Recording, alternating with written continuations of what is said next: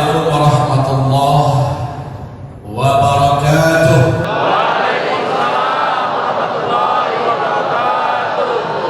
Alhamdulillah, wassalatu wassalamu ala rasulillah sallallahu alaihi wasallam. La hawla wa la quwwata illa billah. Allahumma la sahla illa ma ja'altahu sahla wa anta taj'alul hazana idza syi'ta sahla. Rabbi shrah li sadri wa yassir li amri uhlul 'uqdatam min lisani yafqahu qawli. Amin ya rabbana ya rabbal alamin. Amin. Ibadallah, isma'u qawla Allah azza wa jalla. A'udzu billahi minasy syaithanir rajim. Ya ayyuhalladzina amanu taqullaha haqqa tuqatih wa la tamutunna illa wa antum muslimun.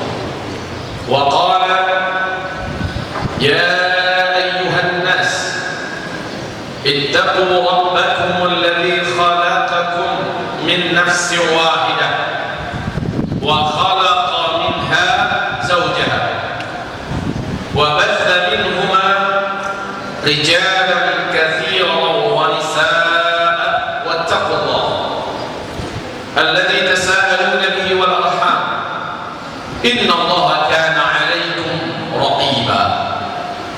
Wa qala ya ayyuhalladzina amanu taqullaha wa qulu qawlan sadida yuslih lakum a'malakum wa yaghfir lakum dhunubakum wa man yuti'illaha wa rasulahu faqad faza fawzan 'azima. Allahumma arhamna bil Qur'ani wa sadaqallahu al-'azim.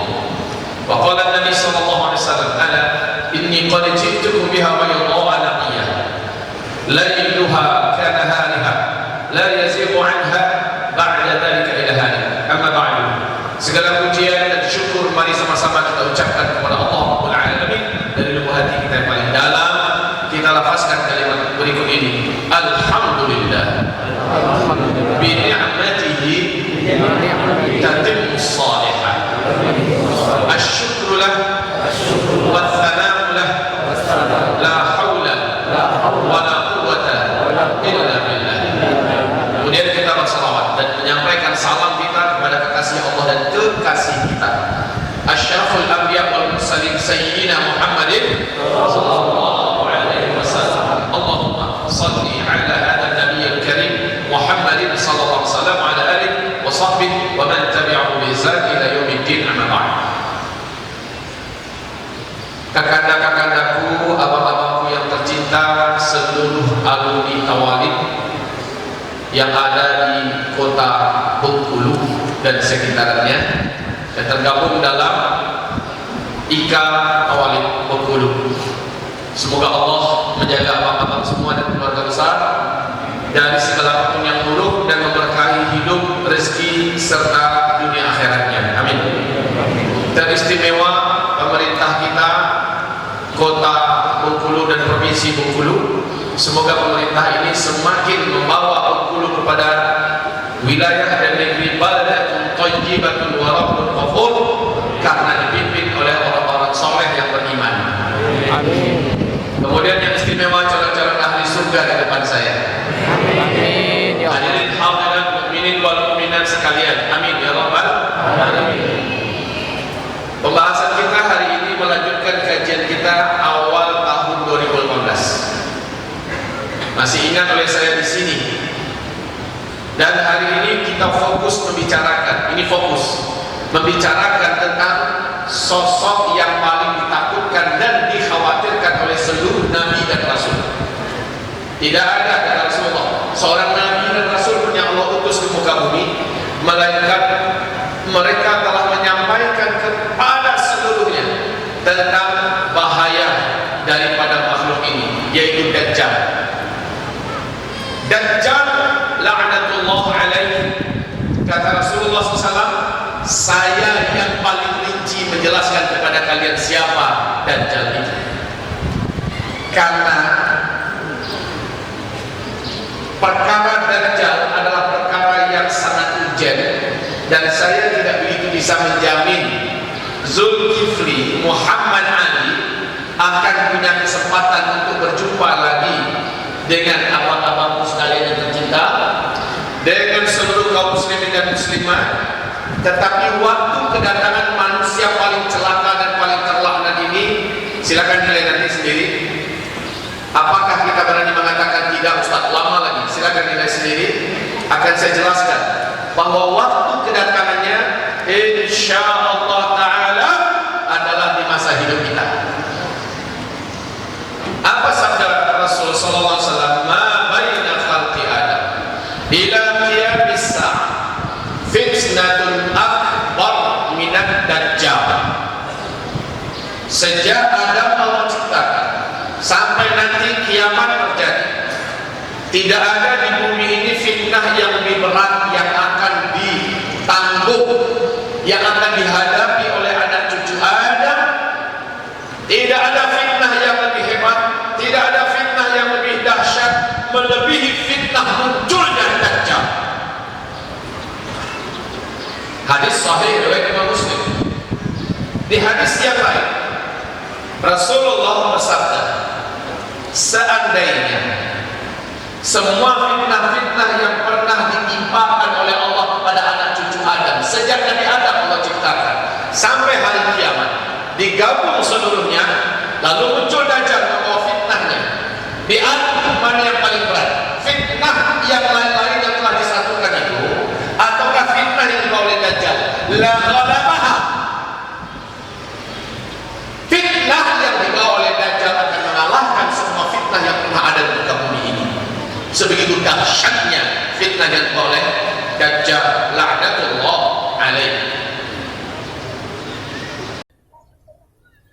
Ibarat Allah, siapakah Dajjal ini? Sejauh apa besar fitnah yang dibawanya? Dan bagaimana cara kita menghadapinya? Bagaimana agar kita selamat?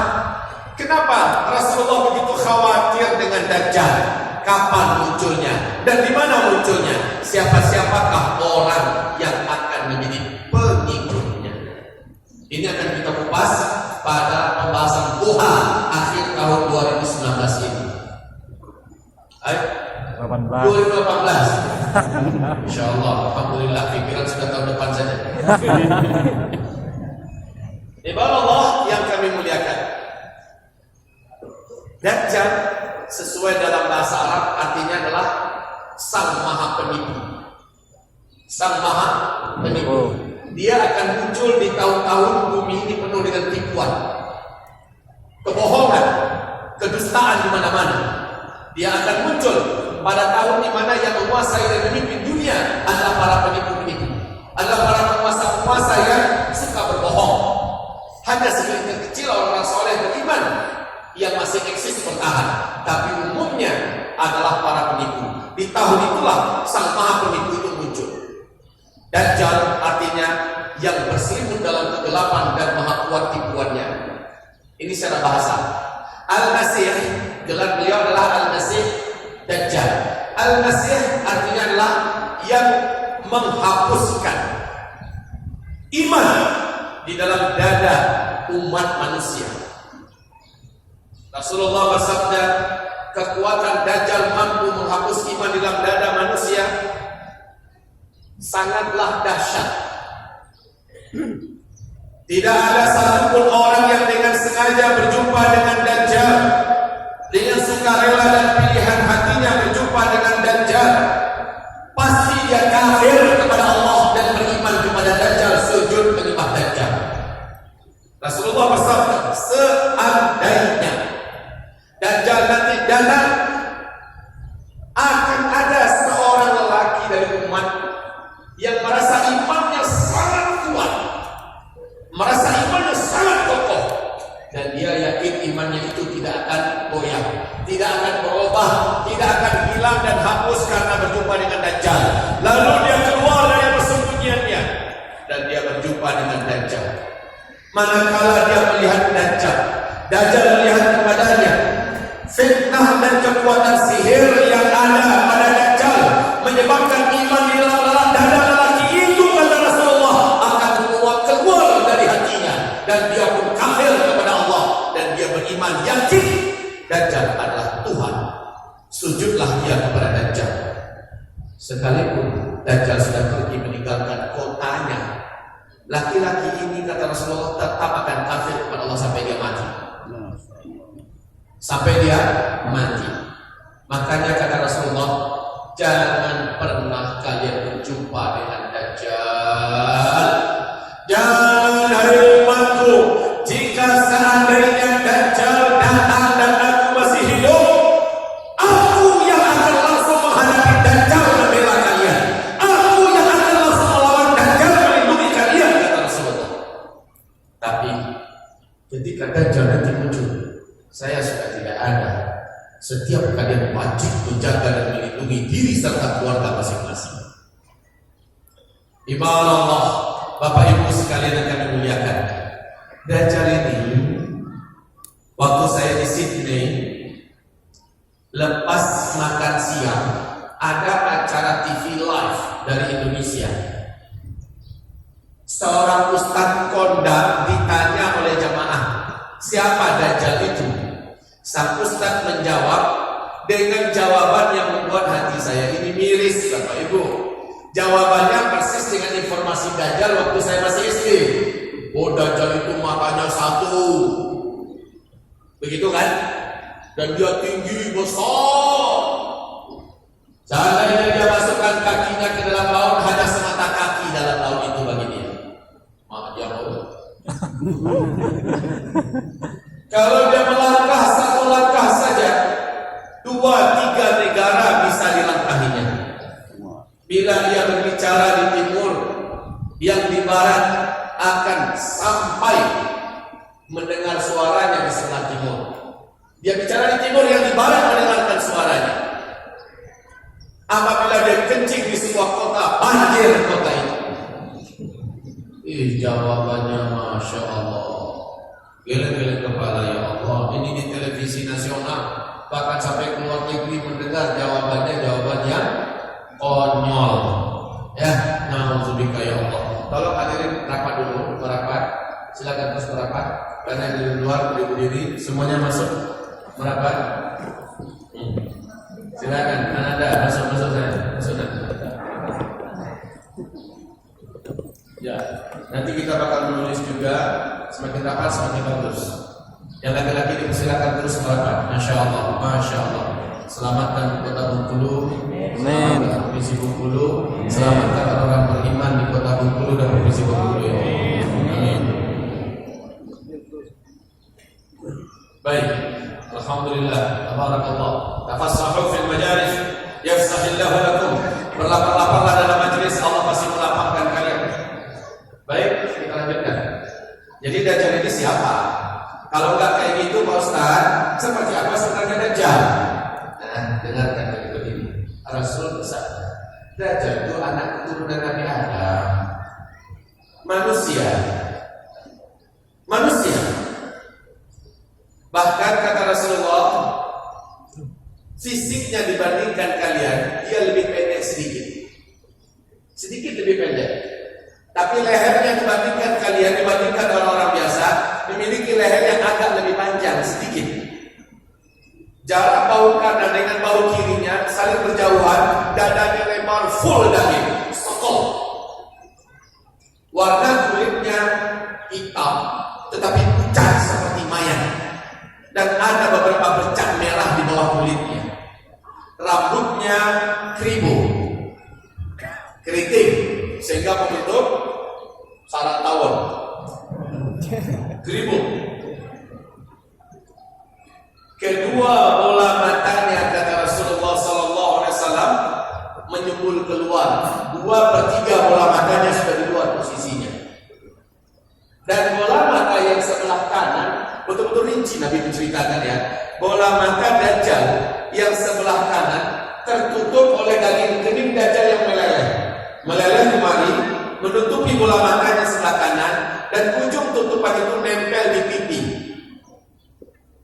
Sisa lelehan daging kening yang menempel di pipi ini bergelantungan seperti dahak atau seperti jengkel ayam yang jijikkan. Dari daging kening yang menutupi bola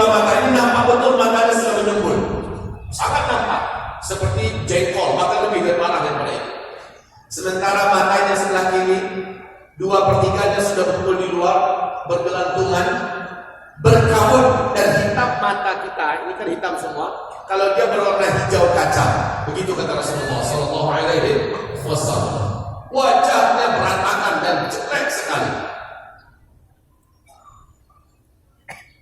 Bagi orang beriman yang berhasil ditangkap oleh Dajjal, orang beriman yang berhasil ditangkap oleh bala tentara Dajjal, oleh para pengikut Dajjal dan tim sukses Dajjal, siapapun orang beriman yang tertangkap diseret kepada Dajjal, orang beriman ini walaupun dia tidak pandai membaca Al-Quran, Allah izinkan dia mampu melihat. Hanya dia saja melihat. Di antara dua alis matanya tertulis Kafirun. Hanya orang beriman yang bisa melihat. Tapi orang-orang Islam yang munafik tidak mampu melihat apa-apa di antara dua mata itu. Nah, Rasul bersabda, Dajjal ini datang ketika manusia di muka bumi hampir putus asa untuk melanjutkan hidup. Kenapa? Karena kata Rasulullah, 3 tahun menjelang Dajjal keluar, 3 tahun menjelang Dajjal menampakkan dirinya, 3 tahun menjelang Dajjal muncul, terjadi kemarau ekstrim menimpa seluruh dunia. Tahun pertama sebelum dari 3 tahun itu, tahun pertama Allah tahan air sepertiga dari langit, dan sepertiga tanaman-tanaman, tumbuh-tumbuhan, buah-buahan, biji-bijian serta hewan ternak yang bisa dimakan di muka bumi Allah biarkan mati.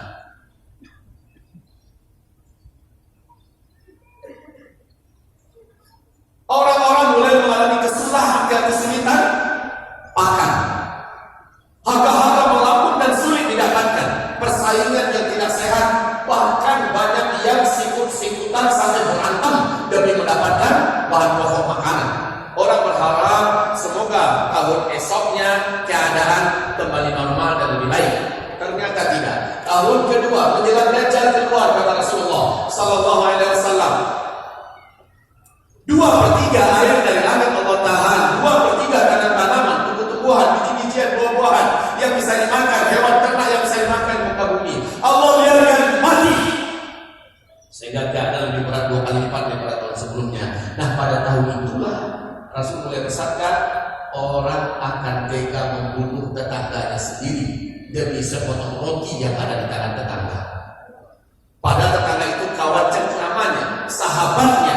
Karena lapar, dia akan menjarah tetangganya sendiri. Yang kuat akan memakan yang lemah. Orang-orang mulai menjadi gila dan brutal. Bangkai pun dimakan. Apa yang bisa untuk bertahan hidup akan mereka lakukan. Di tahun kedua menjelang Dajjal akan keluar. Tahun ketiga, maka perhatikan nasihat saya ini, karena demi Allah, setelah kita mendengarkan ini, kita tidak akan membayangkan ini adalah untuk anak cucu-cucu kita. Tidak, wallahi tidak. Tapi untuk kita pembahasan ini, karena kita yang akan menghadapi masa itu. Tahun ketiga, di mana tahun itulah Dajjal keluar, kata Rasulullah, sama sekali air dari langit tidak Allah turunkan. Tanam-tanaman, tumbuh-tumbuhan yang bisa dimakan, hewan ternak berkuku di muka bumi, mayoritasnya Allah biarkan binasa. Allah biarkan binasa. Hanya kawasan-kawasan dan tempat-tempat orang-orang beriman yang seluruhnya orang beriman saja yang Allah sejahterakan. Air tetap mengalir, makanan tetap ada. Apabila orang beriman membentuk kawasan orang beriman, kawasan itu dijaga oleh Allah Subhanahu wa taala. Pengaruh akan kedatangan Dajjal tidak mengenai tempat itu karena diberkahi oleh Allah Subhanahu wa taala. Tapi mayoritas penduduk di muka bumi merasakan kelaparan yang super ekstrim. Di situ banyak orang lemah iman akhirnya mengakhiri hidupnya karena tak sanggup berbuat hutang. Tapi yang kuat-kuat akan melakukan apapun untuk bertahan hidup. Sampai kata Rasul, orang yang paling kuat imannya akan lewat dekat kuburan dan berharap, kalaulah saya yang ada di dalam tanah sana, alangkah ringannya hidup ini. Itu orang beriman.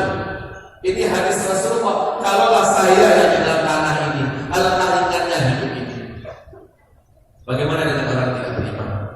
Dan terdengarlah berita Dajjal sudah muncul. Orang bukan pengen untuk jumpa Dajjalnya saja, tetapi Dajjal itu datang membawa gunungan makanan. Maka tidak ada satupun kota dan negeri yang dimasuki oleh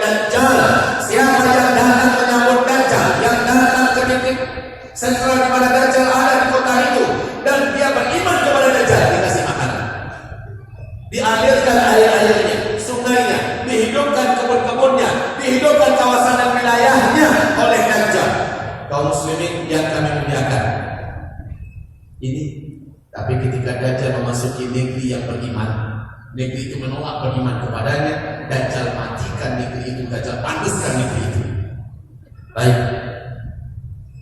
Dajjal diberi oleh Allah keistimewaan. Saudara, Bu, keistimewaan Dajjal apa? Keistimewaan Dajjal, bila kita lihat American Got Talent, ada mengikuti acara ini. Sekarang American Got Talent ini sudah menampilkan para ahli-ahli sihir. Sulapnya bukan lagi sulap, tetapi sudah sihir. Setan-setan yang beratraksi di sana, setan jin dan setan manusia. Coba lihat kemampuan masing-masing mereka dalam mempraktikkan sihirnya. Seluruhnya bantuan jin, bantuan setan. Sekarang para ahli-ahli sihir ini sedang dibuat terkenal kelas dunia seluruhnya.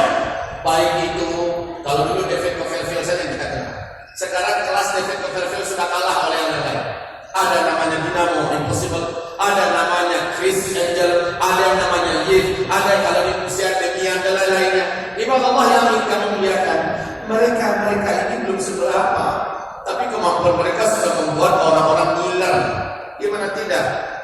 Kayak Dynamo, dia pegang tisu, sekali goyang saja itu langsung berubah menjadi uang $100 yang nilainya sama dengan 1,5 juta.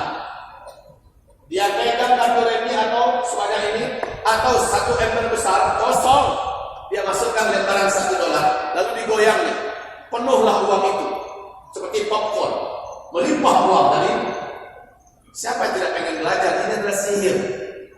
Sebagaimana dia bisa berubah memindahkan dirinya dari satu tempat ke tempat yang lain dalam waktu yang sangat cepat, langsung muncul dari sana. Itu biasa, terbang tanpa ada bantuan apapun. Dia bisa meninggalkan pakaiannya, sementara tubuhnya sudah berganti dengan pakaian yang lain dari daerah yang lain. Macam-macam kemampuan para ahli sihir ini. Chris Angel malah mampu memotong badan orang, memotong tangan orang, lalu disambungnya kembali. Itu debus Ustaz? Tidak. Ini sudah dipertontonkan secara terbuka. Siapapun saja, tidak khusus tempatnya. Burung diserahkan sama Chris Angel, maka burung tersebut akan dipegangnya bagian leher yang terbuka tadi, tertutup kembali, kemudian burung ini kembali terbang dan pergi. Yang seperti ini sedang bermunculan sekarang, dan ini menyebabkan orang-orang di muka bumi pengen belajar seperti apa yang kita miliki. Dan jangan dikatakan bukan sihir kecil-kecil begitu. Kemampuan Dajjal adalah penyihir Allah. Rasulullah SAW bersabda, Dajjal akan datang mengatrasikan dan mendemonstrasikan kemampuan sihir yang sempurna. Langit yang lama biru tidak ada awan, maka Dajjal menunjuk ke arah langit. Mendadak datanglah awan tebal yang berarak. Kemudian setelah awan itu tebal, diarahkannya kemana dia mau. Disuruhnya hujan turun dari awan tersebut ke daerah yang memang tandus dan gersang. Daerah itu langsung menjadi subur. Bahkan hewan ternak yang kurus-kurus, yang sedang ditulang berulang kembali berbungkus daging. Susunya penuh-penuh dengan air susu. Akhirnya orang-orang yakin dan percaya ini memang Tuhan Rabbul Alamin. Jadi kemampuan Dajjal bukan kecil-kecil begini. Kemampuan Dajjal alam yang diolahnya, dirobahnya dengan tangannya. Kemudian Dajjal kata Rasulullah menunjuk ke arah kuburan. Mana saja kuburan ditunjuk oleh Dajjal. Kalian perhatikan baik-baik. Dia tunjuk kuburan itu. Semua yang pernah dikuburkan di sana kembali bangkit. Dalam keadaan kulit wajah, tubuh utuh kembali. Dalam keadaan sehat walafiat seolah tidak pernah mati. Ketika mereka keluar dari kuburannya bersih lagi. Apa katanya orang-orang yang bangkit ini? Berkata pada keluarga-keluarganya yang ada, wahai istriku, wahai anakku, wahai ayah, wahai bunda, ini Tuhan yang selama ini kita sembah. Biar kami dihidupkannya kembali. Mari ayah, bunda, mari wahai istriku, mari wahai suamiku, mari wahai anak-anakku, kita sembah Tuhan kita ini. Sujudlah dia. Banyak keluarganya yang yakin ini adalah Tuhan, akhirnya sujud. Apa sabda Rasulullah?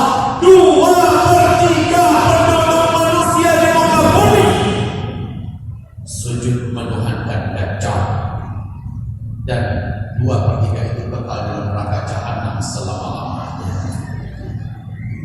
Saudara,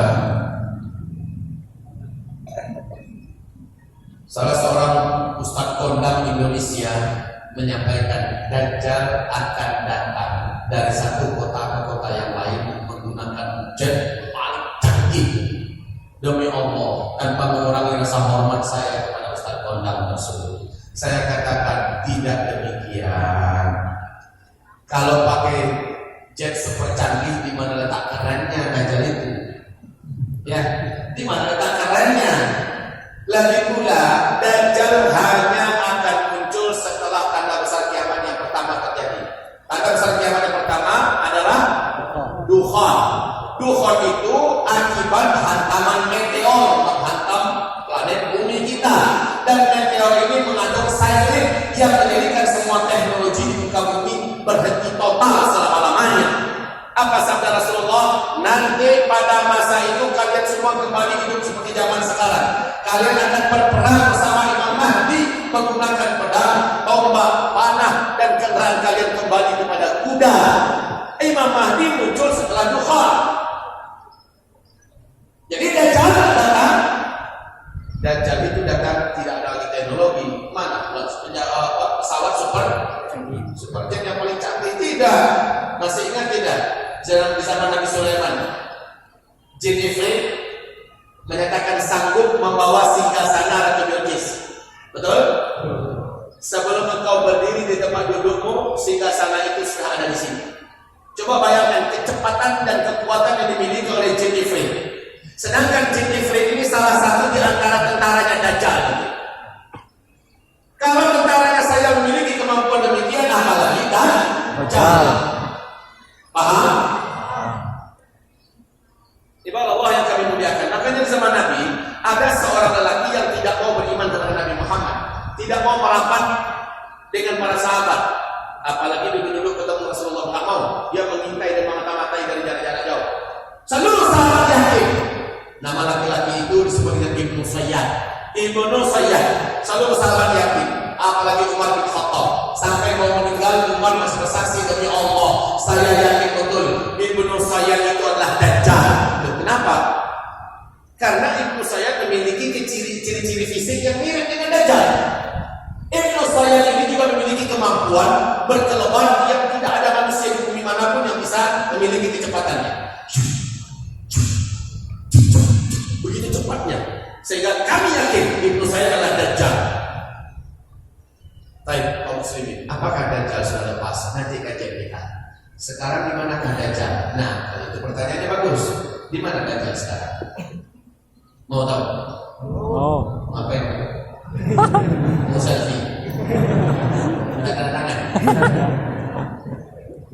Dajjal, sewaktu Nabi hidup, Nabi didatangi oleh Tamim Ad-Dari. Di dalam hadis yang panjang diceritakan oleh Fatimah binti Qais. Hadis ini sahih Imam Muslim. Tamim Ad-Dari orang Kristen, punya awak kapal 20, di hadis yang lain 30 awak kapal. Dia adalah seorang kapten kapal. Suatu malam kami diamuk oleh ombak laut setinggi-tinggi bukit dan gunung. Hujan lebat, petir menyambar-nyambar, angin begitu kencang. Kami kehilangan kendali terhadap kapal kami. Lalu kami terdampar di sebuah pulau di tengah laut Yaman. Kami menunggu matahari terbit. Ketika hari sudah terang, kami pun turun dari kapal. Kami masuk ke dalam pulau itu. Ternyata pulaunya sangat lebat, batang-batang pohon. Binatang besar berkaki 4, bulunya sangat tebal dan hitam. Saking tebalnya bulu binatang itu, kami tidak mampu membedakan mana bagian kepala dan mana bagian pantatnya. Kami cemas dan ketakutan melihat binatang yang begitu besar berdiri tepat di depan kami. Kami harus lari. Hanya 1-2 genjotan langkahnya sudah sampai di depan kami. Dan dia bertanya kepada kami, kalian mau kemana? Apakah kalian datang dari Allah? Mendengar dia bicara kata kami Ad-Dari, makin takut kami. Kami pikirin setan kita yang akan mencelakakan kami. Lari kami sekencang-kencangnya. Hanya 1 kali genjotan dia sudah di depan kembali. Dan binatang itu berkata, kalian jangan takut, saya tidak akan menyakiti kalian. Saya adalah Al-Jassasa. Maka hadis ini oleh para ulama ahli hadis digelari dengan hadis Jassasa. Saya sudah lama di pulau ini, memata-matai orang yang masuk ke dalam pulau ini, mengincar dan mengintai-intai orang yang masuk ke dalam pulau ini. Saya bertanya kepada kalian, jawab, kalian dari Arab apa bukan? Maka kami menjawab, iya, kami dari Arab. Bagus. Berarti penantian saya sangat lama, sekarang sudah selesai. Kalian, kata binatang itu, kata jasa saya, pergilah ke kuil tua sana. Ada seorang lelaki yang sudah sangat lama menanti-nanti orang Arab masuk ke pulau ini. Dia ingin menanyakan perkembangan dunia terbaru dari negeri Arab. Maka kata kami Madari dan kawan-kawan, kami mulai meninggalkan binatang ini ke arah kuil tua yang ditunjukkannya. Setelah kami sampai di kuil tua itu, maka kami terbelalak mulut menengahnya. Kami saksikan seorang lelaki yang bertubuh kekar dan gombal, sedang tergeletak di lantai. Kedua kakinya dirantai oleh rantai besi yang besar dan berat. Kemudian tangannya pun dirantai dengan rantai besi yang besar dan berat. Dan rantai itu menyambut ke leher membelenggunya. Laki-laki itu berkata, fisik saya dan kekuatannya dibelenggu oleh Allah Subhanahu wa taala. Kalian tidak usah takut dengan saya tidak akan bisa menyakiti kalian hari ini. Tolong jawab, kalian dari Arab apa tidak? Maka kami Madari dan kawan-kawan menjawab, benar, kami memang dari Arab. Bagus. Sudah sekian lama saya di pulau ini.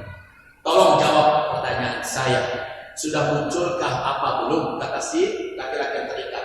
Yang di ujung hadis Nabi berkata, laki-laki yang ditemui oleh kami Madari di tengah pulau laut Yaman itu, yang dari Anda itu, itulah Dajjal.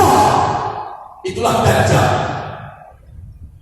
Jadi dia bertanya,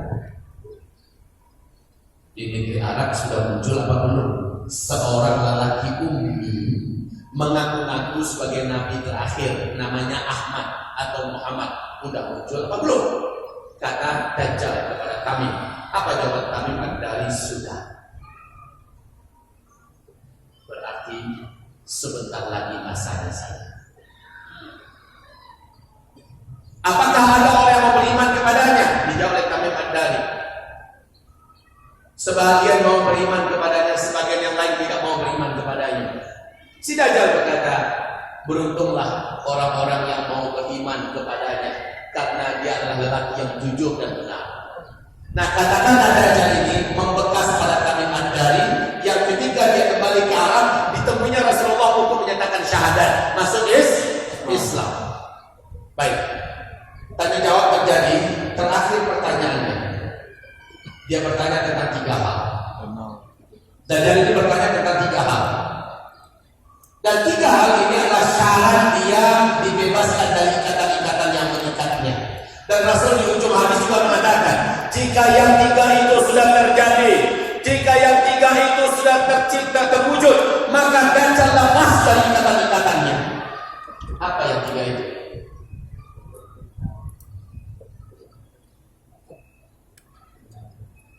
Pertama, dia bertanya, kalian tahu ini tanda-tanda kemunculan Dajjal ya, 1 Romawi. Yang pertama dia bertanya, apakah kalian tahu Danau Tiberias? Ini pertanyaan pertamanya. Danau Tiberias. Pertanyaan kedua, apakah kalian tahu kebun kurma di Baisan? Kebun kurma di Baisan. Pertanyaannya yang ketiga, apakah kalian tahu dengan mata air Zuhar?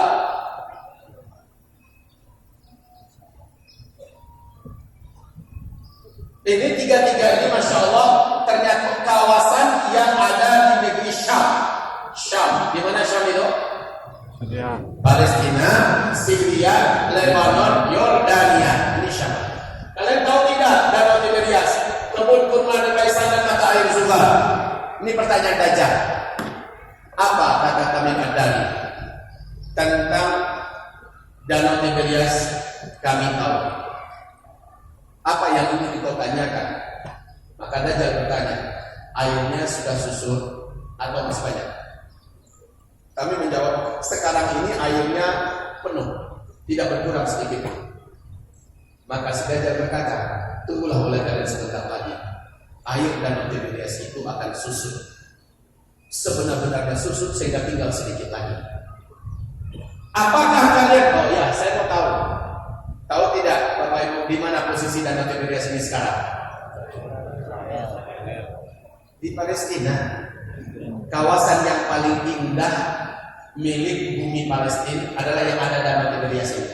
Danau ini sangat segar airnya, sejuk dan bening. Kawasan tepinya indah. Jadi kawasan yang paling indah milik Palestina yang ada danaunya ini. Ini yang direbut rampas, ini yang dijajah oleh Israel dan mereka mendirikan negara Israel di sini. Ya, danau ini untuk Bapak Ibu ketahui semua, sejak bumi terkembang airnya nggak pernah susut ya, tidak pernah susut. Tapi permukaan danaunya seperti ini, di permukaan danau, di dasar danaunya seperti ini.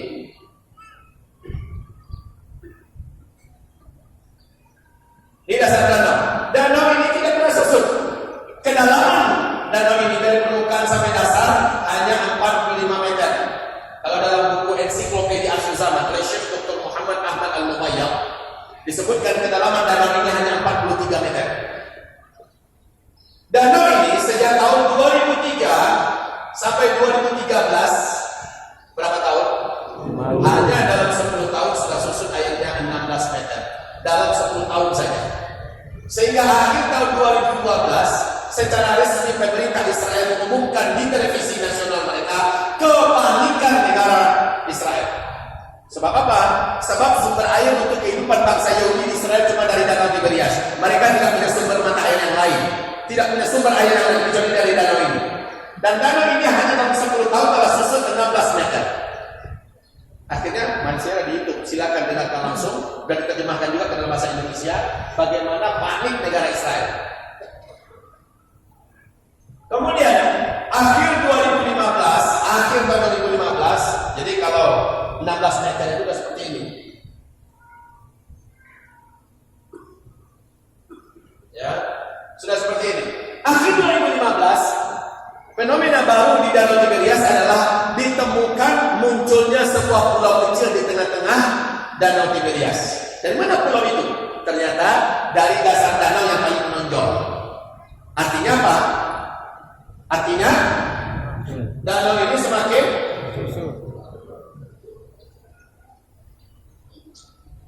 semakin susut. Sehingga masih ingat gak di Android kita masing-masing ada Ustaz Rahmat. Ada Ustaz Rahmat di beberapa Ustaz dari Al-Azhar University, Ustaz dari Yordania, Ustaz dari Palestina, gabung mereka bersama-sama pergi ke Danau Tiberias dan mereka shooting video di situ.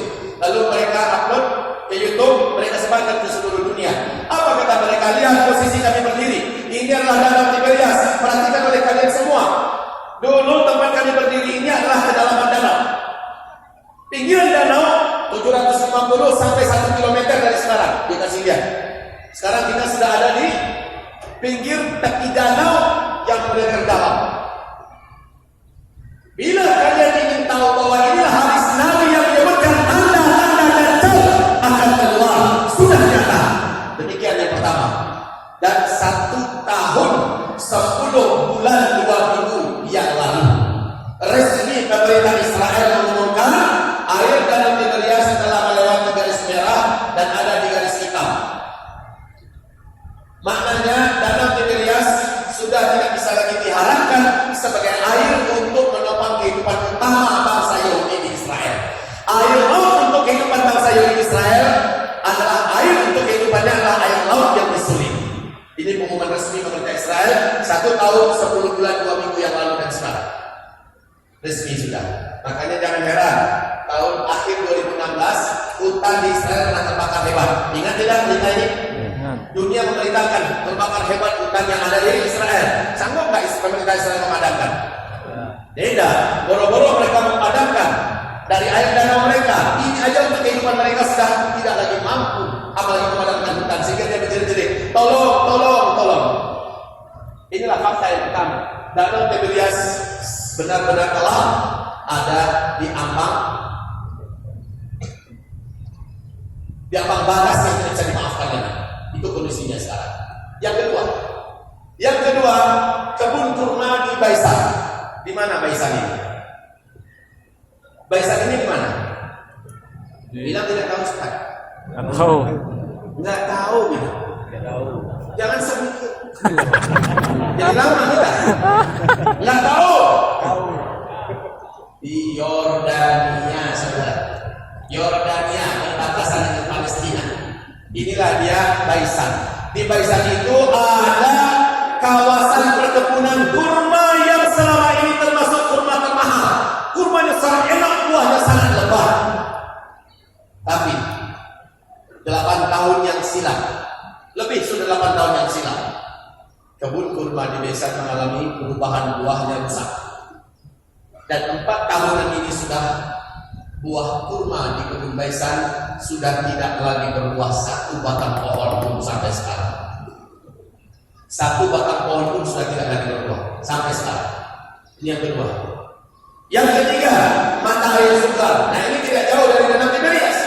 Mata air Sugar bertanda Dajjal. Kalian tahu dengan mata air Sugar? Kami dari menjawab ya, kami tahu. Apakah airnya masih keluar atau sudah berhenti? Kami menjawab, airnya masih keluar dan hidup penduduknya serta mereka bercocok tanam dari mata air Sugar itu. Apa kata Dajjal? Lihat saja, sebentar lagi airnya tidak akan ada lagi keluar. Dan sejak 4 tahunan ini juga air dari mata air Sugar sudah tidak pernah lagi keluar 1 tetes pun, saudara. Sudah tidak pernah menetes 1 tetes pun keluar, sudah tidak ada. Berarti 3-tiganya ini sekarang sudah terjadi. Maka jangan salahkan ulama-ulama dunia mengatakan inilah dia zaman khurujid Dajjal. Inilah dia zaman Dajjal akan keluar. Ini yang pertama, 1 Romawi. Mana spidol?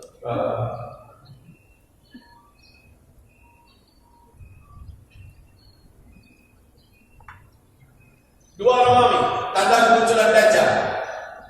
Tadi yang saya sampaikan, dalam hadis yang sahih Nabi berkata, Dajjal tidak akan keluar sampai terjadi 3 tahun kemarau seluruh dunia berturut-turut. Mudah-mudahan saudara Bapak Ibu mengikuti perkembangan berita ya. Para pakar bumi dan alam kita menyampaikan tahun 2019 sampai 2022 akan terjadi kemarau ekstrim seluruh dunia. Tahun berapa? 2019 sampai 2022. Silakan berhitung. 2019, 2020 tahun pertama. 2020, 2021 tahun kedua. 2021, 2022 tahun ketiga. Apakah ini yang dimaksud dengan tahunnya oleh Rasulullah? Allahu a'lam. Apakah ini kebetulan? Allahu a'lam. Saya tidak memastikan. Tapi yang jelas itu bersamaannya dengan tanda-tanda yang ada di negeri Syam, ya, bersamaan. 2019 ke 2022 adalah kemarau ekstrim yang akan menimpa seluruh dunia. Sebentar lagi, 1 minggu lagi kita masuk 2019. Entah startnya mulai dari bulan berapa. Ini sudah diumumkan. Yang ketiga, jika meminta akan munculnya Dajjal. Rasulullah bersabda sallallahu alaihi wasallam, Dajjal nanti akan membunuh seorang lelaki muda, remaja menuju usia matang dewasa, yang punya iman yang sangat kokoh, tidak takut kepada Dajjal, tidak bisa ditembus oleh sihir Dajjal, tidak bisa ditembus oleh hipnotis dan magic Dajjal, tidak lemah. Laki-laki ini tidak mau sujud kepada Dajjal, dipaksa, dia tidak mau. Akhirnya kata Rasulullah, dijambaknya rambut anak muda ini pernah saya sampaikan bulan April saya kemarin itu. Bulan berapa? Tahun ini pernah saya sampaikan, saya masih ingat ya. Dijambaknya rambut remaja ini oleh Dajjal, tangan kanan Dajjal menggenggam gergaji yang tajam. Lalu batok kepala ini akan belahnya sampai kemari. Awas, Chris Angel saja sanggup membelah badan orang dan menyambungkannya kembali. Padahal itu salah satu di antara anak buahnya Dajjal, apalagi sang Dajjal. Dibelahnya batok kepala ini sampai ke dada, sampai ke perut. Anak muda ini bergeletak, isi kepalanya keluar, isi dadanya keluar, isi perutnya keluar. Lalu Dajjal mengelilingi satu kali keliling sambil mulutnya kami membaca mantra-mantra tertentu, entah apa yang dia baca. Kemudian dia berkata, bangkitlah kamu, sabda Rasulullah, dengan izin Allah.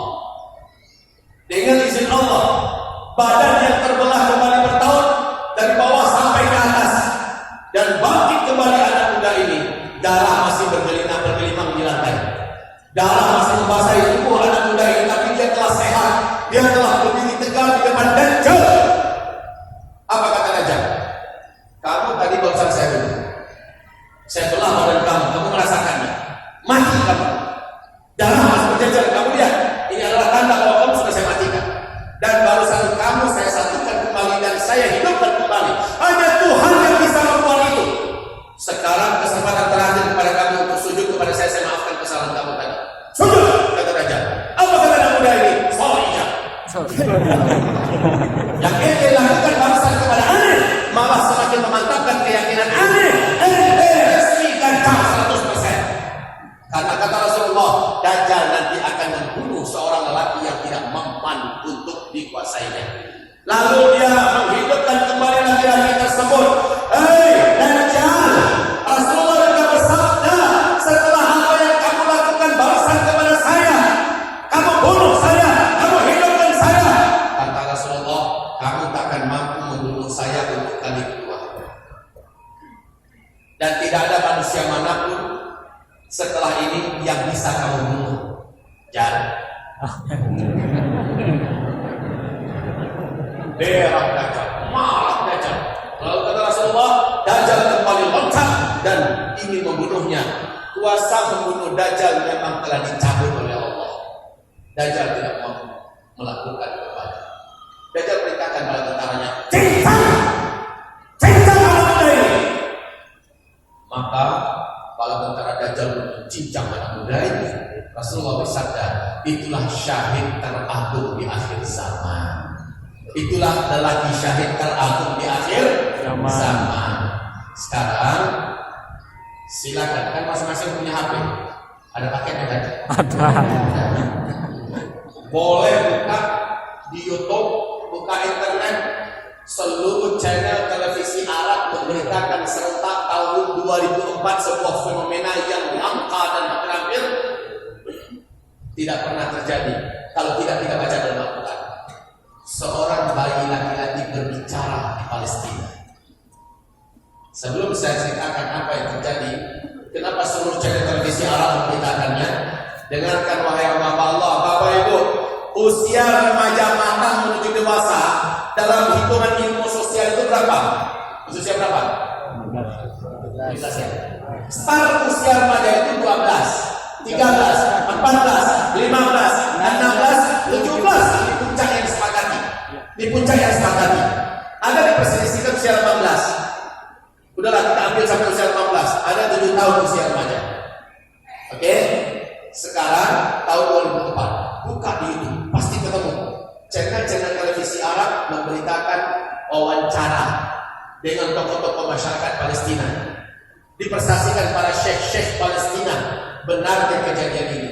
Seorang bayi laki-laki, saya nonton langsung di Qatar TV ya.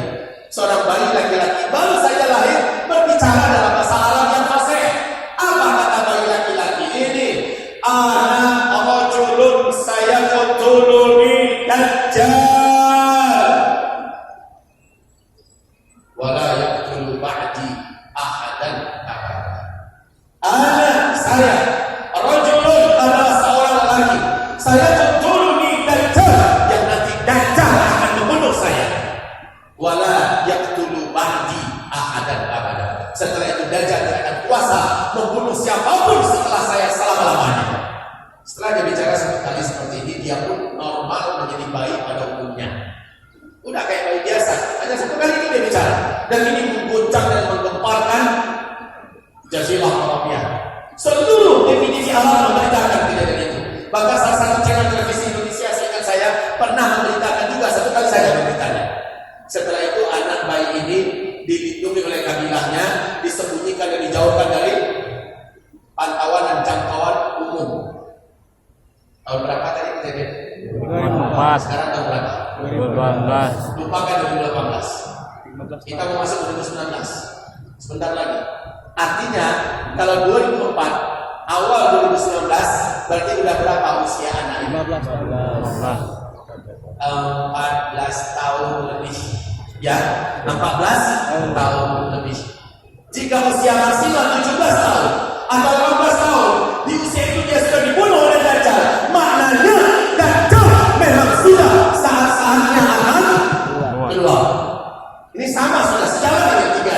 Ini sudah, yang ini sudah, ya. Ini kan 3 tahun, 2019, 3 tahun. Sementara Dajjal ketika keluar kata Rasulullah tidak lama. Ketika dia keluar, seluruh kota-kota di muka bumi akan berhasil dimasuki oleh Dajjal, kecuali Makkah dan Madinah. Hanya Makkah dan Madinah yang Allah haramkan Dajjal bisa memasukinya.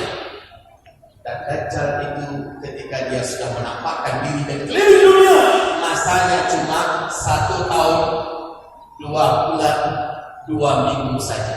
Berapa lama? 1 tahun 2 bulan 2 minggu saja. Dalam masa itu Dajjal mengelilingi seluruh dunia dan dia dapatkan sebanyak-banyaknya calon penghuni neraka. Ingat, kita ini ada 5 fase. Fase pertama, kedua, ketiga Islam memimpin dunia. Fase kelima Islam memimpin dunia. Kita di fase keempat. Di fase keempat ini Islam sedang tidak memimpin di mana-mana. Makanya Islam ditindas, dizolimi. Kaum muslimin benar-benar ditindas, disakiti, dizolimi, diperangi, di mana-mana di fase kita ini. Ini fasenya. Dan di fase inilah setan jin dan setan manusia berlomba-lomba bahu-membahu memperbanyak calon-calon penghuni neraka. Di fase ini. Dajjal lepasnya pada fase kita. Kan itu yang sudah saya uraikan sebelumnya. Sekarang 3 tanda ini, ya.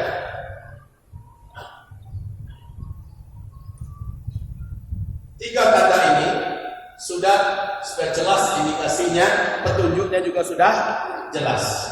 Apakah ada sedikit pun barang keraguan di hati kita bahwa inilah masa di mana Dajjal itu akan muncul? Kaum muslimin yang kami muliakan, coba lihat tanda-tanda yang ada di Arab Saudi. Simbol-simbol yang ada di Arab Saudi adalah simbol Dajjal. Bukit yang dibangun di luar kota Madinah dari Uhud dapat kita lihat. Para ulama Madinah, maka masyarakat Madinah mengatakan itu adalah Bukit Dajjal. Di atas bukit itu didirikan istana kerajaan. Istana kerajaan. Padahal itu Bukit Dajjal. Iya. Nabi berkata, ketika Dajjal gagal masuk Makkah dan Dajjal gagal masuk Madinah, Dajjal perang dan kalah, dan dia naik ke satu bukit. Itu adalah bukit garam kata Rasulullah. Itu adalah bukit garam, bukit Kabisha. Naiklah Dajjal ke atas dan dia melihat dari luar Madinah sambil menuju ke dalam Madinah dan menuju ke arah Masjid Nabi. Itu adalah istana putihnya Syekh Ahmad. Dalam keadaan marah, dia pun menghentakkan kakinya di atas bukit itu 3 kali. Dihentakkan kakinya 3 kali, gempa besar kota Madinah. Seluruh orang munafik, seluruh orang musyrik yang ada dalam kota Madinah ketakutan. Lalu mereka keluar dari Madinah bergabung dengan Dajjal. Mereka yakin yang tidak bergabung dengan Dajjal akan celaka, akan binasa. Maka mereka keluar. Apa kata Rasulullah? Itulah saatnya Madinah Al-Munawwarah bersih dari orang musyrik dan orang munafik. Keluar semuanya bergabung dengan Dajjal. Ingat, bukit tempat Dajjal berdiri itu sekarang sudah didirikan istana. Dan kalau antum lihat dari atas, lapang-lapang Dajjal banyak di atas bukit itu. Mungkin antum bertanya, mungkin saudara bertanya, kenapa pemerintah Saudi kok banyak sekali lapang-lapang Dajjal dipakai? Jangan heran ya, Dajjal itu pengikut utamanya nanti dari bangsa Yahudi sedunia. Dan Raja Faisal di Washington secara vulgar mengumumkan, jangan ganggu Yahudi di Palestina, biarkan saja. Kami, biarkan dia hidup bertetangga dengan kita. Kami ini juga dari keturunan Yahudi. Itu kata Raja Faisal. Jadi pemimpin Arab Saudi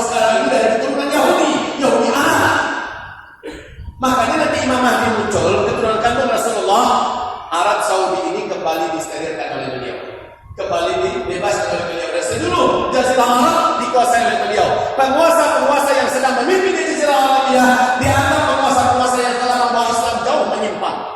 Coba saja lihat sekarang apa yang dilakukan di Jazirah Arabia. Ya Allah, peluk-pelukan dengan Israel, mesra-mesraan dengan Amerika, sementara membelenggu, menyakiti dan menganiaya seluas-luasnya aniaya Islam dan dakwah yang ada di sana. Hari ini Raja Salman bagus, tapi anaknya Raja Salman sekarang ini tidak ada dunia tidak tercegah melihat sepak terjang sang anak muda ini. Ya. Di zamannya sekarang Arab Saudi menjadi liberal, terbuka habis. Di zamannya sekarang musik-musik, minum-minuman keras sudah bebas di mana-mana. Di zamannya sekarang wanita sudah boleh berpartisipasi bekerja luas seperti laki-laki. Di zamannya sekarang bioskop. Dan di zamannya sekarang, masya Allah, pantai-pantai akan diaktifkan di tempat-tempat wisata. Bahkan kota Neom yang akan dibangun akan mengalahkan Abu Dhabi. Sudah tahu kan? Abu Dhabi itu kota maksiat nomor 1 dunia sekarang. Abu Dhabi. Dan kota Riyadh yang akan dibangun oleh Muhammad bin Salman yang akan selesai di 2030 itu kota akan mengalahkan Abu Dhabi targetnya, menghabiskan dana 6.600 triliun rupiah. 2020 selesai. Itu kota menjadi sumber pemasukan utama Arab Saudi dengan wisatawannya. Sudah? Sekarang kita lanjut kepada pembahasan masalah Dajjal. Ya Allah, matikan hamba dan keluarga hamba sebelum Dajjal ini muncul di tengah-tengah kami. Saya tidak yakin Zulkifli Muhammad Ali akan sanggup menyelamatkan iman atau menyelamatkan iman keluarganya ketika Dajjal keluar. Saya tidak yakin. Seperti ada seorang lelaki yang merasa imannya sangat kuat, tidak mungkin akan berubah ketika berjumpa dengan Dajjal dan dia keluar untuk bertemu dengan Dajjal. Kafir dia kepada Allah. Hanya melihat Dajjal, menyaksikan Dajjal, menguat imannya. Alangkah kuatnya sihir yang dimiliki oleh Dajjal. Alangkah hebatnya fitnah yang dimiliki oleh Dajjal. Wahai hamba-hamba Allah yang kami muliakan, sudah siap belum ketemu Dajjal? Mau ketemu Dajjal? Lumayan kan dapat tanda tangan? Foto-foto bareng? Foto bareng di mana? Handphone udah nggak bisa dipakai. Ya, Nabi sudah haramkan, maka jangan pernah coba-coba ya. Jangan pernah coba-coba. Baik, sudah kami sebutkan. Di manakah Dajjal nanti akan keluar? Rasulullah bersabda, Dajjal nanti akan muncul di akhir zaman di kota yang dihuni oleh orang-orang Yahudi. Nama kota itu adalah Asbahan dari Khurasan. Asbahan dari Khurasan. Khurasan itu di mana? Khurasan itu 1. Irak, 2. Iran, 3. Pakistan, 4. Afghanistan, 5. India, 6. Uzbekistan, Kazakhstan. Yang tanda-tanda itu semuanya adalah Khurasan. Nah, dari sekian banyak negara-negara yang ada di Khurasan, di manakah negara yang ada kota namanya Asbahan? Tolong dijawab. Di mana? Betul. Di mana? Tidak tahu. Beliau sudah menjawab betul. Di Iran. Aneh atau tidak? Asbahan itu dulu termasuk Teheran adalah 2 kota besarnya Persia. Ya, 2 kota besarnya Persia. Dulu penuh Asbahan itu oleh Ahlus Sunnah wal Jamaah. Sekarang kota Asbahan di majalah Asy-Syarqil Awsat, di majalah Asy-Syarqil Awsat, ini majalah bergengsinya Timur Tengah. Ini saudara saya, sahabat saya sejak dari Tawalib sampai ke Mesir. Jadi kami tahu majalah Asy-Syarqil Awsat termasuk majalah bergengsinya Timur Tengah. Di majalah Asy-Syarqil Awsat difoto oleh mereka kota Asbahan. Ternyata sekarang kota Asbahan sudah menjadi kota Yahudi. 86% penduduk kota Asbahan adalah Yahudi. Dan aneh kata Nabi, di kota itu nanti waktu Dajjal keluar disambut oleh 70.000 lelaki Yahudi yang mengenakan jubah yang tidak berjahit dari pakaian khas agama Yahudi. Di majalah Asy-Syarqil Awsat itu telah difotokan 70.000 lelaki yang sudah standar dengan dikenakan Dajjal dengan ciri khas jubah tidak berjahit mereka pakai. Menurut mereka inilah saat tahun-tahun Dajjal akan keluar. Bagi mereka Dajjal adalah Mesias yang agung, sang pemimpin besar yang akan menjadikan Yahudi menguasai seluruh dunia. Antum dengar tidak berita terbaru di kitab Taurat disebutkan ciri khas Dajjal itu akan keluar apabila sudah lahir lembu Merah. merah, tidak cacat sedikit pun. Sudah dengar berita ini? Sudah lihat videonya? Sudah. Sekarang Robi Yahudi mengomentari, lebih 2000 tahun kami menanti-nanti. Sekarang sudah lahir lembu tersebut, merah, tidak cacat sedikit pun. Sekarang tiap hari diawasi, dikawal terus. Mereka menunggu usianya 3 tahun. Mereka menunggu usianya 3 tahun. Sekarang sudah jalan 1 tahun. Berarti 2 tahun yang akan datang itu disembelih Dajjal pun menampakkan diri. Penyembelihannya di mana? Di Bukit Zaitun. Yang Bukit Zaitun ini masih milik Palestina saat ini. Jadi mereka pasti akan menguasai Bukit Zaitun bagaimana caranya. Karena syaratnya dia harus disembelih di Bukit Zaitun. Demikian dalam Taurat. Dan itu sudah terjadi. Kalau ada yang memiliki silakan. Bagi kami, faman syara'a falyu'min wa man syara'a falyakfur. Yang mau percaya silakan imani, yang tidak percaya silakan ingkari. Semuanya sudah terjadi. Ini sudah. Rasanya memang kita ini mengingkari rasanya. Nggak percaya di zaman kita ya. Rasanya pengen kita ingkari, betul? Saya pun tidak siap. Jujur saja saya paling tidak siap. Antum pikir saya menyampaikan ini hati saya senang ya? Antum pikir saya menyampaikan ini saya merasa bangga, wah hebat Islam ini? Enggak. Saya aja pecat kalau boleh memilih. Saya berdoa pada Allah kalau boleh dapat doa macam itu. Ya kan? Saya kalau boleh berdoa saya berdoa pada Allah. Matikan hamba ya Allah sebelum Dajjal muncul. Tapi nggak boleh kan doa macam itu. Doa yang kita minta adalah wa inni a'udzubika min fitnatil masih. Lindungi hamba ya Allah kalau Dajjalnya muncul, selamatkan hamba ya Allah, iman hamba. Kalau Dajjal itu targetnya iman. Beda Ya'juj Ma'juj. Kalau Ya'juj Ma'juj targetnya nyawa. Mana yang paling berbahaya? Ya'juj Ma'juj apa Dajjal? Dajjal apa Ya'juj Ma'juj? Dajjal. Kenapa? Iman. Kalau iman kita diambilnya sampai mati pun kita tidak pernah lagi beriman kepada Allah Subhanahu wa taala dan kita kekal dalam neraka jahanam selama-lamanya. Kalau Ya'juj Ma'juj kita dibunuhnya syahid, ya kan? Langsung ke surga. Apa takutnya mati cuma berapa detik kok? Tapi kalau Dajjal enggak kayak gitu. Baik. Ya Allah. Sekarang kota Asbahan sudah resmi menjadi kota Yahudi. Banyak masjid-masjid Ahlus Sunnah diratakan dengan tanah. Setiap tahun ada saja orang-orang Islam yang Sunni yang masih digantung, masih disembelih, masih diusir, disiksa, dibunuh. Masya Allah di Iran. Baik.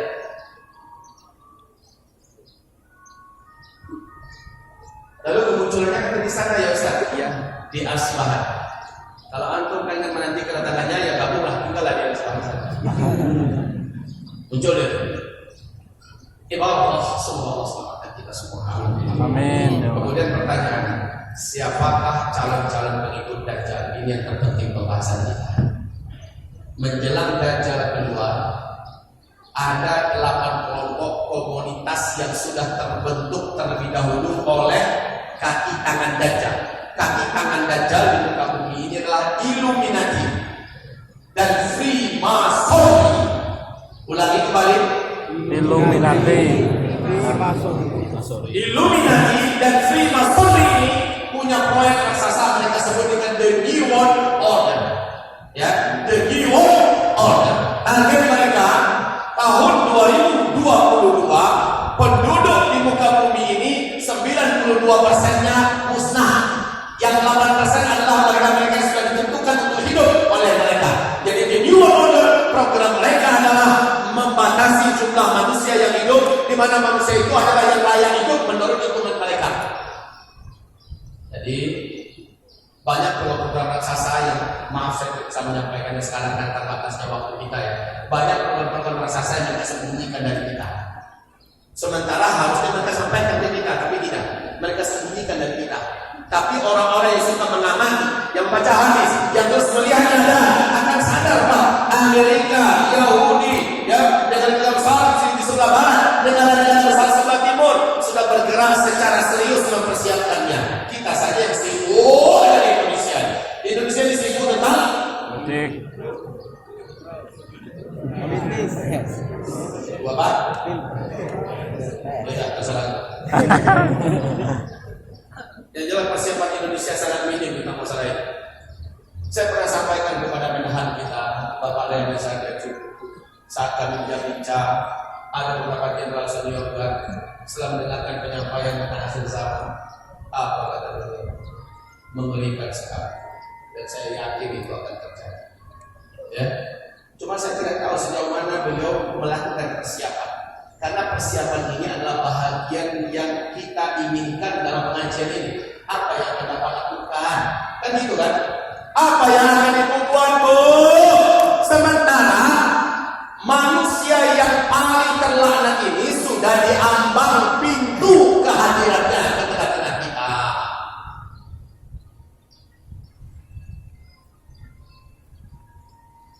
Apa yang akan kita lakukan? Ini bagian penutup. Yang penting sekarang, apakah kita termasuk di antara 8 calon pengikut Dajjal ini? Siapa 8 calon pengikut Dajjal? 1. Ingat baik-baik, pastikan kita bukan salah satu di antara mereka ya.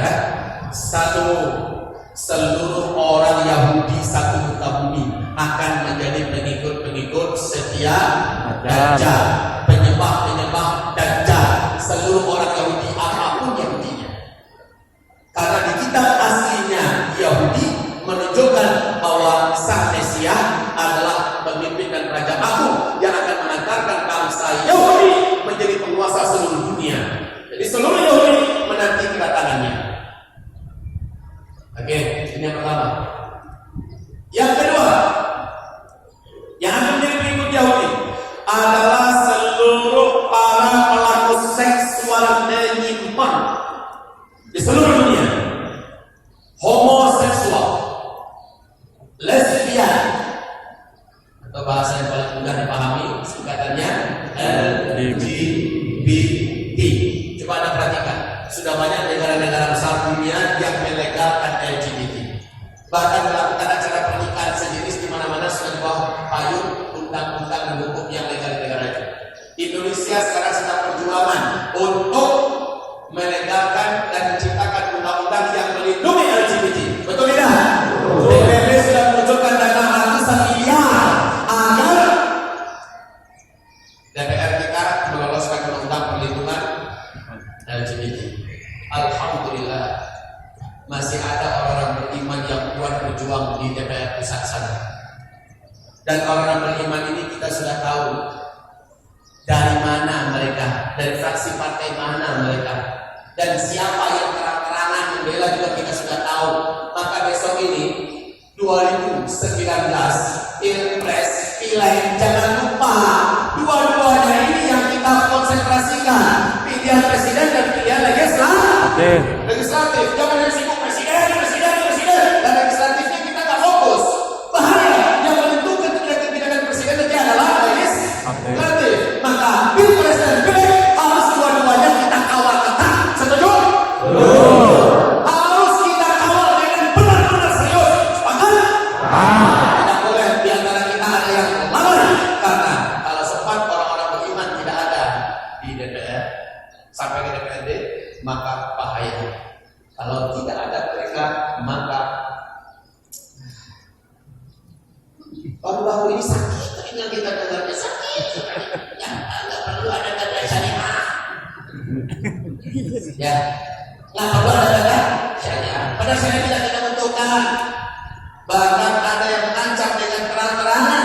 Kalau kami menang, semua pesantren di Indonesia akan kita tutup. Kalau kita kembali menang, maka seluruh pelajaran agama dari SD sampai perguruan tinggi kita tiadakan. Masya Allah, hebat itu. Ya, ini ancaman mereka. Belum lagi nanti ulama-ulama radikal yang 212 akan kita kandang bersikap. Ya Allah, jadi apa negeri kita di depan? Kemudian perda-perda syariah dilarang. Hati-hati saudara, yang mengumumkan ini sudah jelas. Siapa-siapa dari partai mana kita semua sudah tahu. Gak usah saya sampaikan di sini. Tapi kita sudah paham, kita sudah cerdas semua kok. Makanya ke depan Pilpres Pileg dua-duanya seriuslah kita. Ini jihad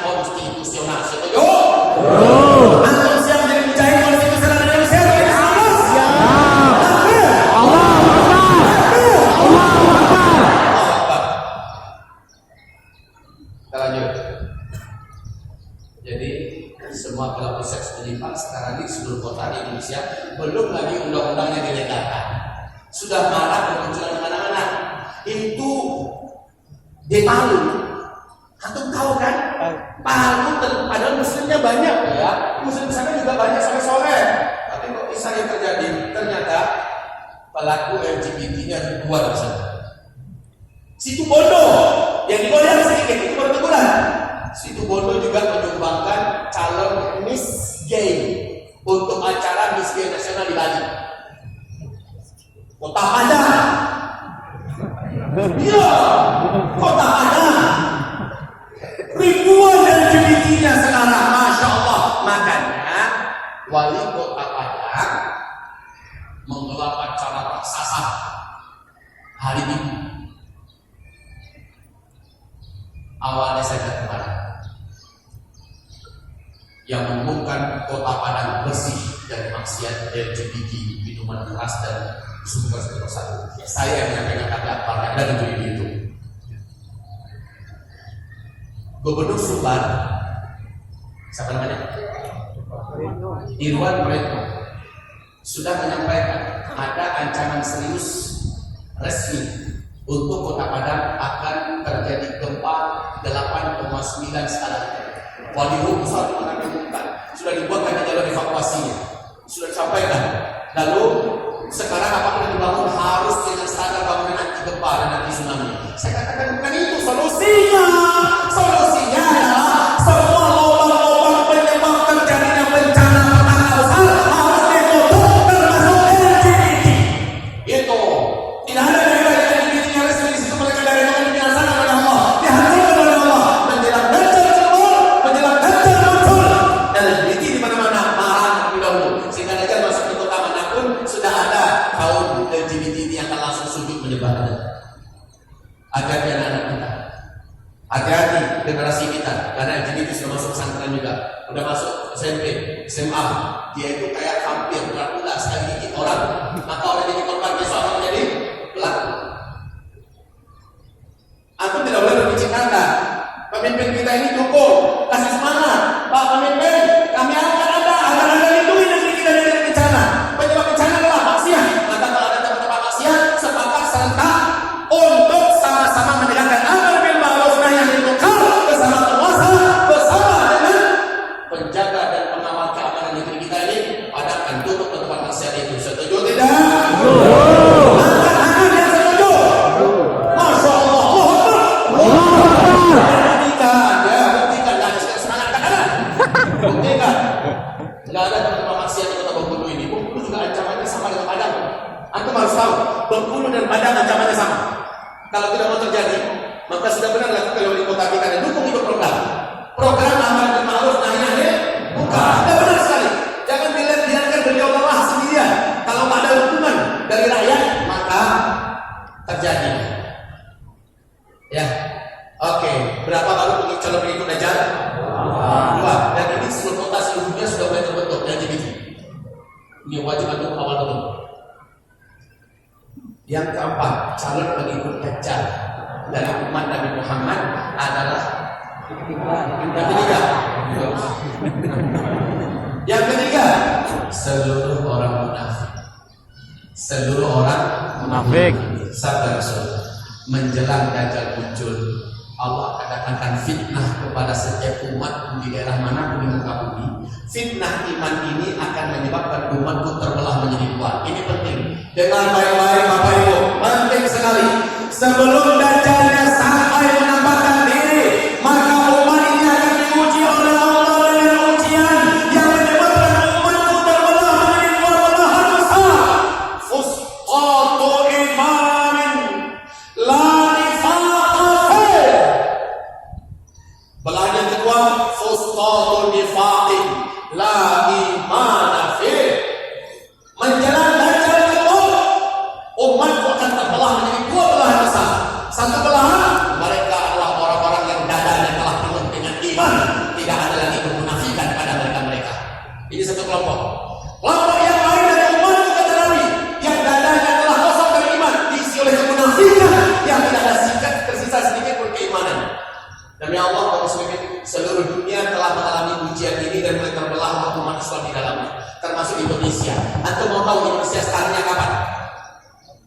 Startnya terbelah orang beriman dan orang munafik di usia kapan? Aku mau tahu. Saya ingatkan kembali. Ketika pelecehan Al-Quran surat Al-Maidah ayat. Sejak itu umat Islam di Indonesia mulai terbelah dua. Betul tidak? Betul. Sepakat tidak? Sepakat ya. Satu belahan mukmin haqqan bela Al-Quran. Bersama para ulama bergerak bela Islam dan terus bergerak bela NKRI, bela ulama. Makin lama yang di sini semakin mengental imannya. Betul tidak? Makin di sini makin teruji, makin mengental imannya. Yang sebelah sini makin kelihatan munafik. Berada di kubu penghina Al-Quran, berada di kubu yang melecehkan Islam, berada di kubu yang jelas-jelas memerangi Islam. Partai-partainya juga sudah jelas, partai apa saja. Maka tidak pantas ada orang beriman ada di partai ini. Tidak pantas. Tidak pantas ada orang beriman ada di kubu peleceh Islam. Tidak pantas. Karena tidak pun dikatakan munafik. Sebab apa? Sebab Allah berfirman di dalam Al-Quran Al-Karim, kutiba alaikum fil kitab an idza sami'tum ayatillah yukfaru biha wa yustahza'u biha fala taq'udu ma'ahum innakum idzan mithluhum. Telah ditetapkan atas kamu sekalian sebuah ketetapan di dalam Al-Quran. Apabila kamu mendengar pada sebuah kelompok, pada sebuah partai, pada sebuah organisasi, pada sebuah majelis, ayat-ayat Allah diingkari atau ayat-ayat dan ajaran Allah diejek, diolok-olok, fala taq'udu ma'ahum. Kamu tidak boleh ada bersama mereka. Ayo orang Islam, orang Islam yang ada di partai-partai yang ikut menghina Islam, ikut melecehkan Islam, tidak pantas ada di sana. Innakum idzan mithluhum. Sesungguhnya kamu akan menjadi salah seorang di antara mereka. Mau? Maka saya ingatkan ini sama saudara kami seiman. Saya anggap ini pertemuan terakhir saya dengan orang beriman Kota Bengkulu. Saya yakin Kota Bengkulu akan kapok mengundang Ustaz Zulkifli. Betul? Ya. Gak ada serius. Besok ini dilarang Ustaz Zul masuk. Menyampaikan ini kok bahaya bagi disampaikan. Tapi bagi saya ini wajib disampaikan. Kalau tidak, ya berdakwah namanya.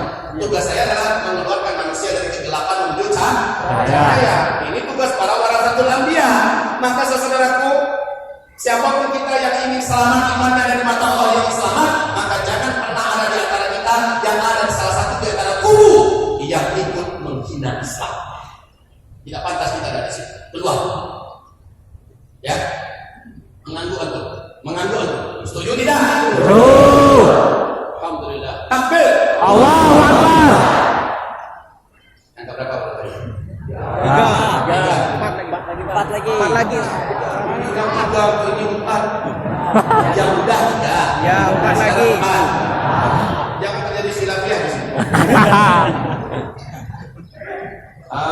Terus yang keempat, calon pengikut Dajjal. Jadi tadi orang munafik ya, seluruh orang munafik. Ciri khas orang munafik itu apa? Malas sholat isya dan subuh berjamaah di masjid.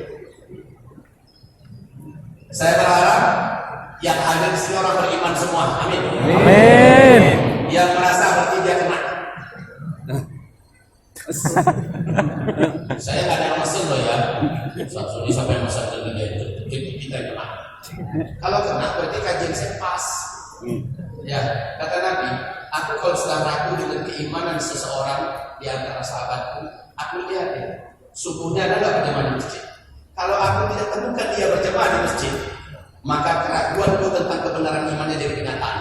Kata Rasulullah, "Afdalu sholatin 'alal munafiqin sholatul isya wal fajar."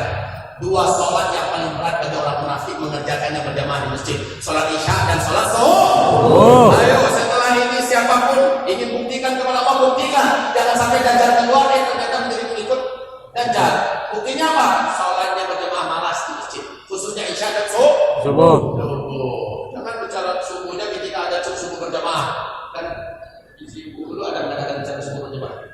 Ada ya bicara subuh apa? Sulit, subuh keliling.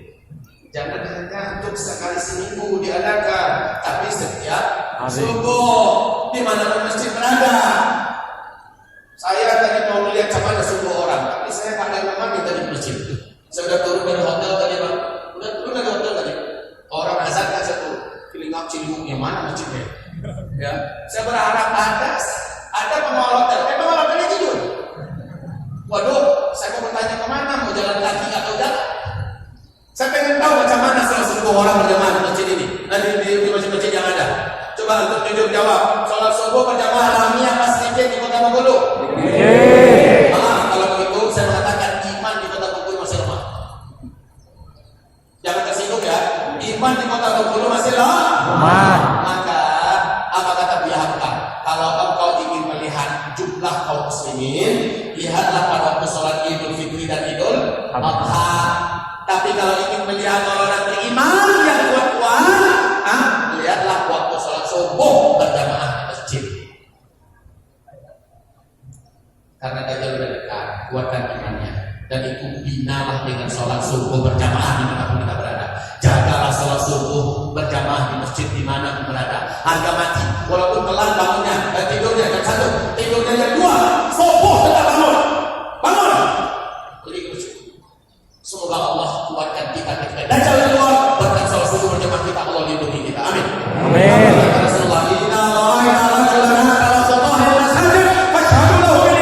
Kalau kalian melihat ada orang yang banyak langkahnya ke masjid, apalagi di kegelapan subuh, di kegelapan isya, fashhadu lahu bil iman. Bersaksilah kalian, orang itu mukmin. Masya Allah. Orang itu mukmin. Rajin ke masjid. Jangan jadi laki-laki solehah. Sholat sih sholat di rumah. Itu wanita solehah. Yang laki-laki sholatnya di mana? Masjid. Benar. Coba lihat setelah laki-laki solehah di depan saya atau laki-laki soleh. Ya, baik. Sedang bawa motor, sedang bawa mobil, kemanapun saja terdengar Allahu Akbar, Allahu Akbar. Nah, ada cerita ya. Ini sudah panggilan Allahu Akbar. Parkirkan motor di masjid terdekat. Wudhu, sholat tepat berjamaah dengan imam di masjid. Selesai zikir, doa. Sekarang ini waktu yang paling pas untuk berdoa agar selamat dari fitnah akhir zaman, dari petaka-petaka dan huru-hara di akhir zaman. 4 ya. Yang kelima, pengikut Dajjal yang kelima dari umat Nabi adalah seluruh setan dari bangsa jin. Masya Allah. Seluruh setan dari bangsa jin menjadi pengikut setan. Tak mampu kita bayangkan kekuatan yang dimiliki oleh Dajjal, Pak. 10 setan saja membantu kita, itu sudah cukup perkasa. Betul tidak? Sudah cukup ditakuti. Dukun-dukun itu paling berapa pengikut setannya yang melayani dia? Tidak banyak. Hanya beberapa setan. Lah Dajjal, setan satu muka bumi setia kepada Dajjal. Siap diperintah oleh Dajjal. Dengan ini mampu kita bayangkan betapa dahsyatnya kekuatan fitnah yang ada pada Dajjal. Karena setan seluruh bangsa jin muka bumi ini menjadi pelayan-pelayan setianya Dajjal. Mau diapakan saja, mau diapa apa saja Dajjal, mereka samina wa ata'na. Fase keempat, setan jin dan setan manusia berkolaborasi bersatu untuk memperbanyak calon-calon penghuni neraka, saudara. Ini yang kelima. Yang keenam, ibu mau tahu siapa yang keenam? Kata Rasulullah, aktsar, yang paling banyak menjadi pengikut-pengikut Dajjal dari umatku adalah an-nisa, adalah kaum wanita, ibu, adalah kaum wanita, ibu. Apa kata Rasulullah? Hai laki-laki, bila kalian dengar Dajjal sudah masuk ke dalam kota kalian,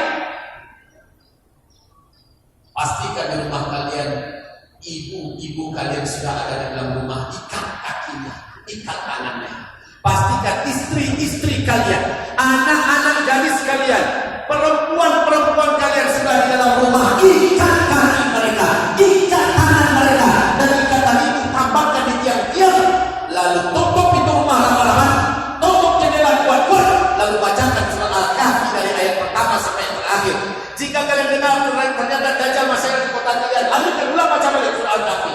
imajinasi ya. Surah Al-Kahfi baca. Tapi wanita kita sudah kita ikat duluan. Kenapa diikat Ustaz? Kata Rasulullah, wanita ketika Dajjal masuk ke sebuah kota Bengkulu, jadwalnya sudah ada Pak. Jadwal Dajjal masuk kota Bengkulu itu sudah diumumkan oleh tim sesnya Dajjal. Karena Dajjal itu sudah menyebar seluruh kota dunia dan sudah ada jadwal yang terkoordinir. Kapan Dajjal akan masuk kota ini, kapan Dajjal akan masuk kota itu, ya. Dan ini tim ses ini akan mengumumkan Dajjal masuk kota Bengkulu hari Rabu dari jam 8 sampai jam 10. Benar loh. Sementara orang-orang yang ada di kampung-kampung, di dusun-dusun ikut mendengarkan berita ini. Mereka sebelum jam 8 itu sudah berkumpul di titik koordinat di kota itu di mana Dajjal akan datang ke situ. Kenapa mereka datang? Mereka berharap Dajjal akan merubah hidup yang sangat pahit kepada kehidupan yang ada makanannya, yang bisa Dajjal menyuburkan tanah, Dajjal menghidupkan hewan, Dajjal semuanya dilakukan oleh Dajjal. Maka orang-orang berlomba-lomba datang ke sana. Yang masih coba bertahan, Dajjal masuk kota itu sihirnya disebarkan. Maka sihir itu memiliki magnet yang sangat kuat, menarik orang-orang yang masih sembunyi untuk keluar. Disinilah kita diperlukan membaca surah Al-Kahfi. Surah Al-Kahfi menjadi benteng gaib sehingga rumah kita tidak bisa ditembus oleh sihir Dajjal. Maka para tentara Dajjal menyetro di rumah-rumah kita mudah-mudahan digaibkan oleh Allah dari pandangan mata para pengikut Dajjal. Dan para tentara penguasa zalim yang ingin menangkapnya bola balik lewat di depan gua itu, mereka lihat tidak? Mereka lihat tidak? Tidak. Allah gaibkan dari pandangan mata mereka. Semoga rumah-rumah kita digaibkan juga oleh Allah dari pandangan mata-mata para tentara Dajjal. Itu gunanya baca surah Al-Kahfi. Yang tahu ini siapa? Yang ngaji. Yang nggak ngaji nggak tahu. Saya khawatir betul. Di Bengkulu seberapa banyak sih orangnya yang datang mengajar ini? Ini paling-paling 1.000 orang lebih ya. Mungkin 2.000 lah. 2.000 orang. Di kota Bengkulu ada berapa ratus ribu? Ada berapa ratus ribu di rumah? Hah? Di kota Bengkulu? 300. Sampai juta. Serius Pak? 200 ribu yang dengar pengajian paling 2.000. Sementara Dajjal itu masuk ke tengah jantung kota Bengkulu. Makanya kalau kita tidak ikut menyebarkan dan menyampaikan bagaimana cara selamat dari Dajjal, saya khawatir akan banyak teman. Kata Rasulullah 2/3 calon penduduk, 2/3 penduduk manusia di muka bumi ini akan sujud menyembah Dajjal. 2/3. Ya Allah. Baik. 5 baru ya. Bu, nanti saya ajarkan Bu insya Allah bagaimana cara selamat dari Dajjal ya di penghujung pengajian kita ini. Saya ajarkan nanti, Ibu tolong istiqomah mengamalkan ini. Ya, Ibu tolong istiqomah mengamalkan ini. Yang laki-laki juga setelah mendengarkan ini, nanti ada trik-trik dan cara-cara selamat dari Dajjal. Tolong kita juga semuanya istiqomah mengamalkan ini. Karena tidak Bapak, tidak saya, semua kita akan sama nanti di depan Dajjal. Semoga Allah selamatkan kita. Amin. Amin. Yang keenam, calon pengikut Dajjal dari umat Nabi adalah umat Nabi yang hobi maksiat, dosa-dosa besar. Dia tahu zina adalah haram tapi hobi berzina. Udah dinasehati berhentilah, tobat dari zina. Tapi dia tidak mau meninggalkannya karena memang sudah memiliki kecanduan dengan zina, kecanduan dengan narkoba, kecanduan dengan kekerasan, sehingga dia suka menzalimi emaknya, menzalimi bapaknya, menzalimi istrinya. Dia suka menzalimi ke sana kemari, memukul ke sana kemari, bahkan membunuh obinya. Orang macam Dajjal muncul, dia akan kafir kepada Allah, dia beriman kepada Dajjal.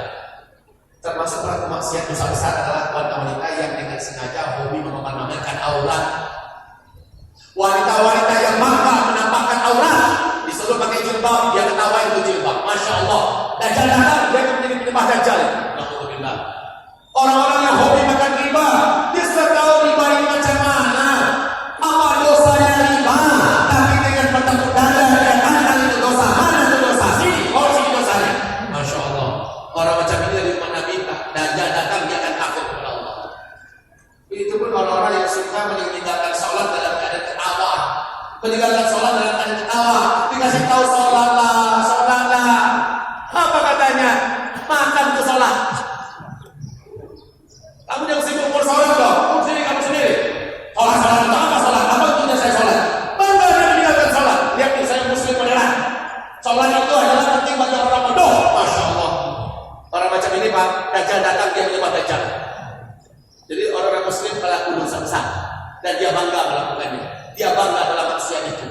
dinasihati tak makan nasihat ya. Alhamdulillah.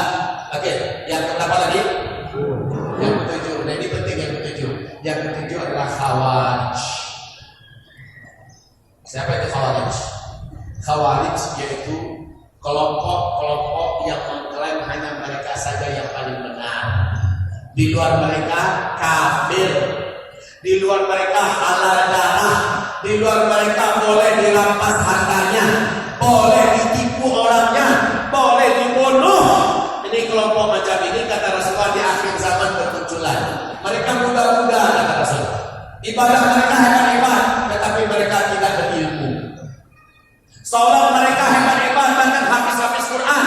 Puasa mereka masya Allah, tahajud mereka masya Allah, jidat mereka hitam-hitam.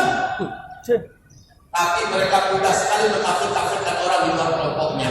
Contohnya ISIS yang ada di Irak. Alhamdulillah ISIS sudah mau hilang, sudah habis akar-akarnya. Tapi akidah yang ada pada ISIS telah ada sejak zaman Ali bin Abi Thalib. Dan ini akan terus ada. Yang mudah-mudah hati-hati. Antum yang dimaksud oleh Rasulullah.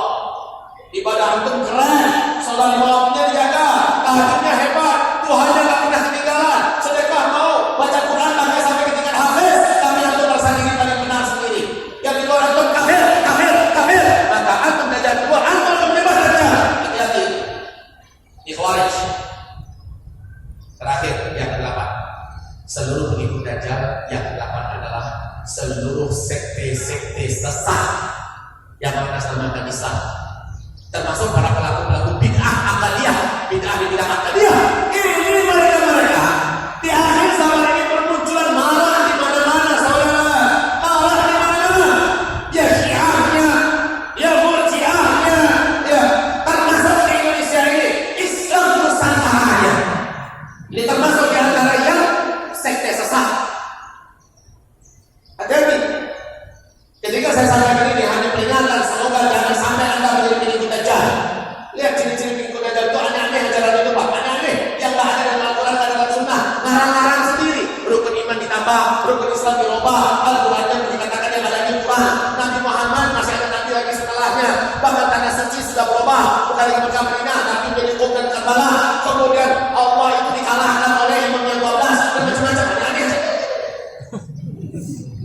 Atau menolak ajaran-ajaran dari Arab itu nggak benar, ajaran dari Indonesia saja yang benar. Islam ini yang benar, Islam Nusantara, Islam dari Arab itu benar dengan kekerasan, benar dengan blablabla.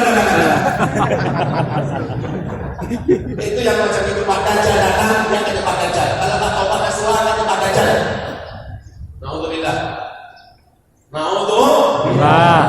Naudzubillah ya Allah. Alhamdulillah Islam Nusantara mulai tak mulai. Alhamdulillah. Mulai ditinggalkan, orang mulai nyadar. Ternyata tidak benar. Alhamdulillah. Tapi mulai berubah menjadi Islam milenial. Dia ganti nama terus tuh. Ada yang ganti nama terus. Sudah. Cukup saudara? Hah? Antum belum enak sini dulu. Lihat di sini. Bismillah. Silakan minum. Dia bilang, "Ustaz, minum airnya, Ustaz." Masa saya nawarin, sudah dulu.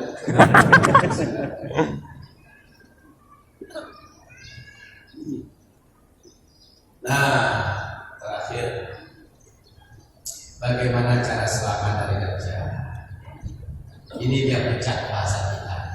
Ya, Dajjal itu target utamanya adalah akidah, iman. Cuma itu yang dimau oleh Dajjal. Dan menjelang Dajjal keluar kata Rasulullah, ujian iman itu sudah berat. Paginya masih beriman, sorenya sudah kafir. Sorenya masih beriman, besok paginya sudah kafir. Hanya gara-gara fulus. Atau hanya gara-gara kedudukan dan jabatan. Hanya gara-gara posisi. Hanya gara-gara popularitas. Atau sedikit ancaman dan tekanan. Akhirnya dia menggadaikan prinsip dan akidahnya. Paginya masih beriman, siang mendapatkan ujian, sorenya sudah menjadi kafir dan murtad. Hadis itu sahih. Yusbihu rajulu fiha mu'minan wa yumsi kafiran, yumsi mu'minan wa yusbihu kafiran. Baru dinahum bi'aradin minad dunia. Demi dunia dia rela menggadaikan, demi dunia dia rela mencampakkan prinsip-prinsip agamanya, demi dunia. Ditawarkan ini, kamu jabatannya ini loh, kamu nanti posisinya ini loh, kamu sekarang seangkat jadi ini ya.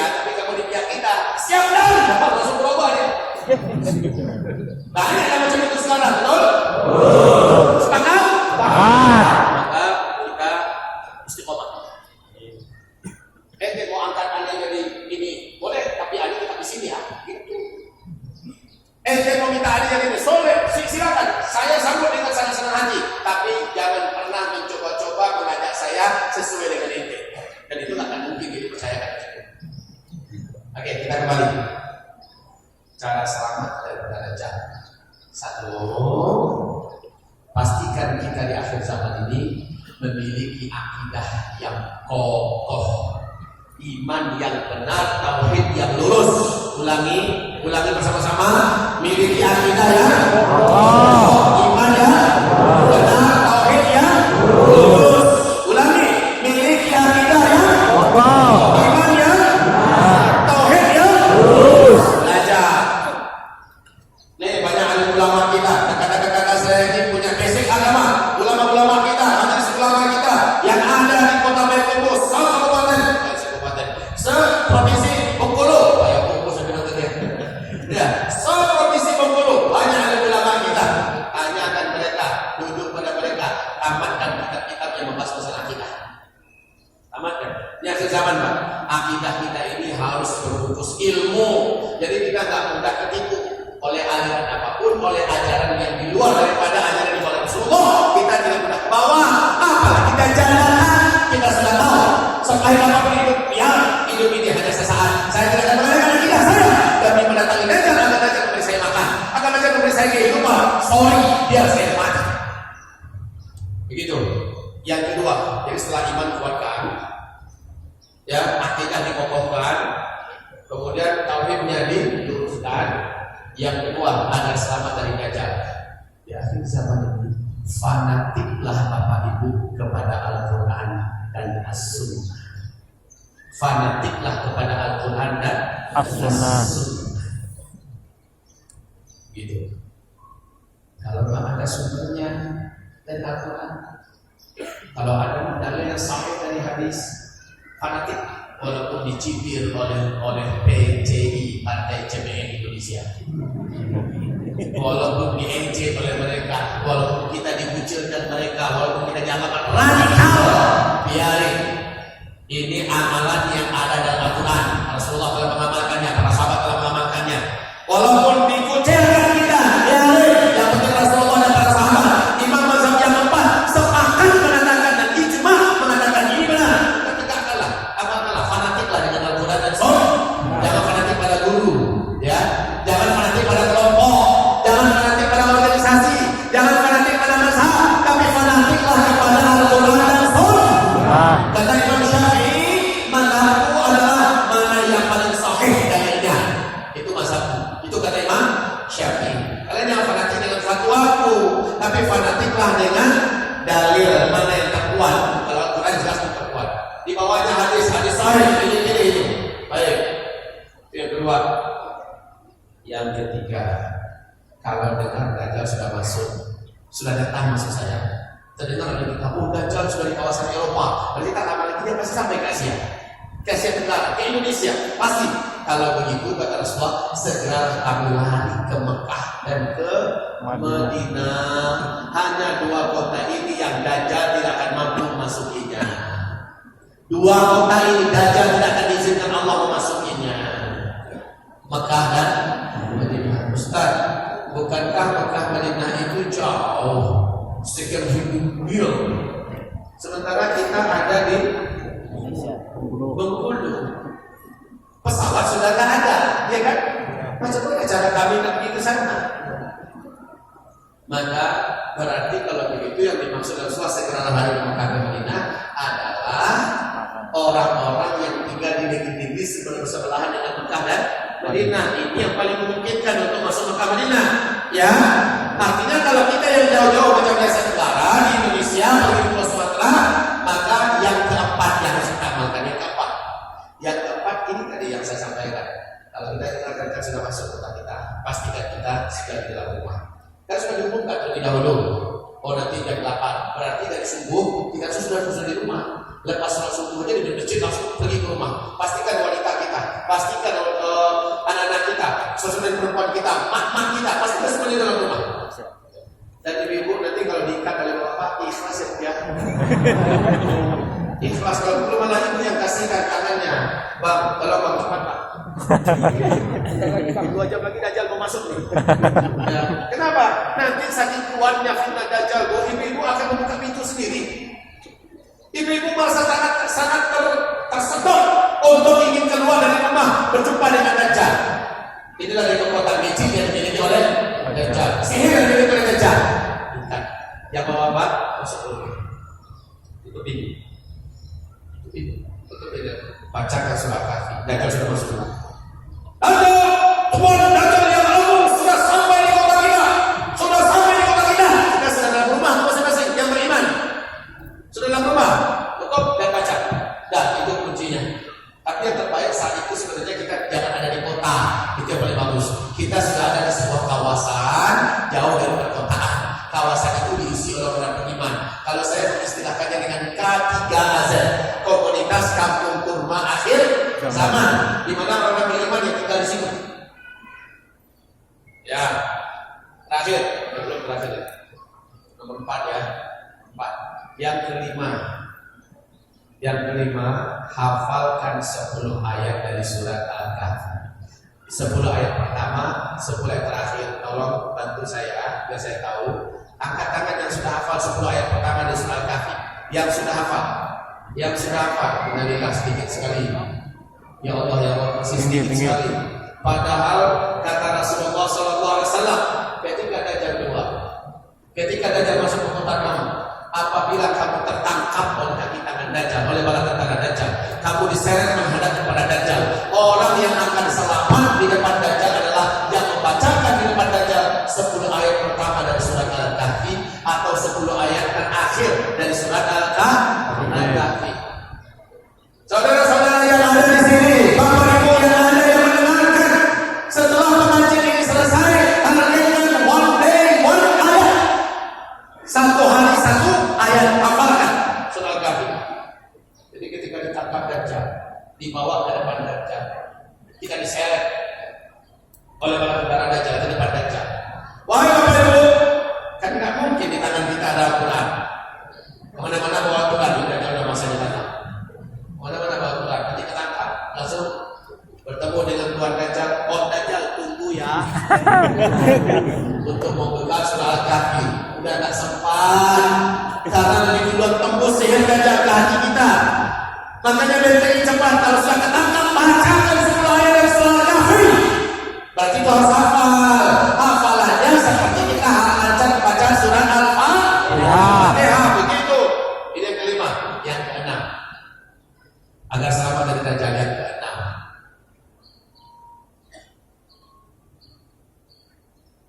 Setiap selesai tahiyat akhir, sebelum assalamualaikum, baca doa penutup yang diajarkan Nabi berikut ini. Sama-sama dibaca. Isi doanya penghujungnya adalah selamat dari Dajjal. Allahumma inni a'udzubika min adzabil qabri min adzabil qabri wa min adzabil nar wa min fitnatil mahya wal mamati wa min fitnatil masih Dajjal. Itu yang dibaca. Imam At-Taus malah dia sengaja dekatkan kupingnya ke telinga anak, ke mulut anaknya. Anak kalau kita lihat ini dari belakang dia dekatkan, dibaca nggak oleh anak saya? Ternyata anaknya nggak baca. Lepas sholat apa kata Imam At-Taus? Ulangi dari sholatmu. Kamu tadi membaca doa perlindungan dari Dajjal. Sampai begitu seriusnya para ulama, ada di antara keluarganya yang tidak baca doa ini. Baca ini doa ya. Baca ini doa sebelum assalamualaikum. Khususnya salat wajib lah. Ya, terakhir, cara selamat dari Dajjal terakhir. Kalau ketangkap oleh Dajjal atau oleh tentara dan diseret ke depan Dajjal, kita sudah mampu melindungi diri kita dengan iman yang ada, dengan baca surah Al-Kahfi yang sudah kita hafal. Alhamdulillah. Tapi Dajjal akan memaksa kita untuk memilih 2 pilihan. Nah, saat itu kita harus tahu pilihan yang mana harus kita pilih. Pertama, Dajjal sudut. Kata Rasulullah, Dajjal dari tangan kanannya akan mengeluarkan api yang sangat besar, seperti hutan yang terbakar, api yang sangat besar dan panas. Sementara dari tangan kiri Dajjal mengeluarkan air yang sangat bening dan sangat lebat, air yang sangat besar, bisa membentuk sungai besarnya air itu keluar dari tangannya. Maka kata Dajjal, masukilah salah satu di antara ini. Jika engkau memilih surgaku, yang dimaksud dengan surga adalah air yang keluar dari tangan kirinya, maka engkau selamat. Kata si Dajjal, tapi engkau kalau memilih neraka, engkau adalah orang celaka. Perintah Rasulullah kepada umat yang tertangkap oleh Dajjal atau oleh tentara Dajjal, perintah Rasulullah, pilih apinya Dajjal. Karena api Dajjal itu adalah pintu menuju surga Allah, kata Rasulullah. Pilih apinya Dajjal. Dan perintah Rasulullah, ingat-ingat baik-baik ya Bapak Ibu, jangan masukkan kaki dulu ke dalam apinya Dajjal. Coba dulu kaki, panas gak ya? Jangan, ya panas. Jangan juga tangan. Perintah Rasulullah, dulukan kepala. Dulukan kepala, masukkan kepala dulu. Masukkan kepala. Ini perintah Nabi kita yang mulia, masukkan kepala. Kamu akan merasakan api Dajjal itu sejuk seperti dalam hawa air, angin yang sangat sejuk. Masukkan kepala. Setelah itu hiruplah, kata Rasulullah, kamu akan merasa dahagamu hilang sehilang-hilangnya, seperti air yang sangat sejuk dan enak masuk ke dalam. Habis itu baru masukkan seluruh badan ke dalam. Tidak akan merasakan panasnya apinya Dajjal dan syahidlah kita. Itu caranya, ya. Jadi kalau katakan apa duluan yang dimaksud yang dipilih?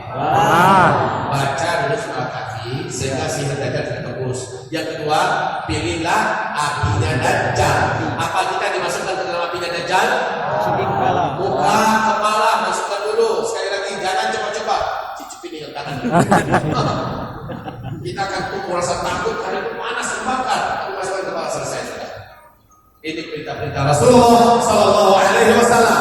Terakhir penutupan bahwa doa yang kita panjatkan sebelum Dajjal hadir ke tengah-tengah kita semua, ini benteng terkuat kita. Rasulullah bersabda, ayuhib doa man sarrahu ayastajib Allahu lahu inda syarri fayusridu inda raha. Siapa saja yang senang doanya Allah kabulkan saat ini di saat bahaya dan darurat. Siapa saja yang senang doanya Allah kabulkan, sekali saja dia berdoa Allah kabulkan. Siapa saja yang suka dihidupkan oleh Allah, kata Rasulullah, falyukthir doa inda raha. Hendaklah memperbanyak doa ketika masih lapar, ketika keadaan masih tenang. Ya, sekarang ini perbanyak doa, ya. Sekarang doa selamat dari petaka-petaka akhir zaman, dari bencana-bencana, dari musibah-musibah. Doakan. Dan saudara, kata Rasulullah, Dajjal akan muncul ketika bumi benar-benar ada di puncak kerutan. Inilah dia puncak kerutan. Sebentar lagi 2019 kita semua akan penuh dengan perasaan air mata. Banyak yang menangis tapi air matanya sudah tidak bisa lagi dikeluarkan. Bencana merata terjadi di mana-mana di muka bumi, termasuk di Indonesia, termasuk di Bengkulu. Karena kata Rasulullah, tahun-tahun kemunculan Al-Mahdi adalah tahun-tahun gempa. Kita sekarang sudah menyaksikan tahun itu sudah dimulai. Bencana di sana, bencana di sini, gempa di sana, gempa di sini, dan intensitasnya akan semakin rapat dan dekat, serta kekuatannya akan semakin besar. Tahun-tahun itulah Al-Mahdi keluar, dan setelah Al-Mahdi keluar dengan persatukan Islam menangkan, Dajjal baru menampakkan dirinya, dan itulah fitnah terbesar untuk kita semua. Cukup, insya Allah kita berdoa kepada Allah. Atau ada tanya jawab? Ada tanya jawab? Ada? Kalau tidak ada, kita berdoa kepada Allah bersama-sama. Kita berdoa bersama-sama. Istighfar terlebih dahulu. Astagfirullah.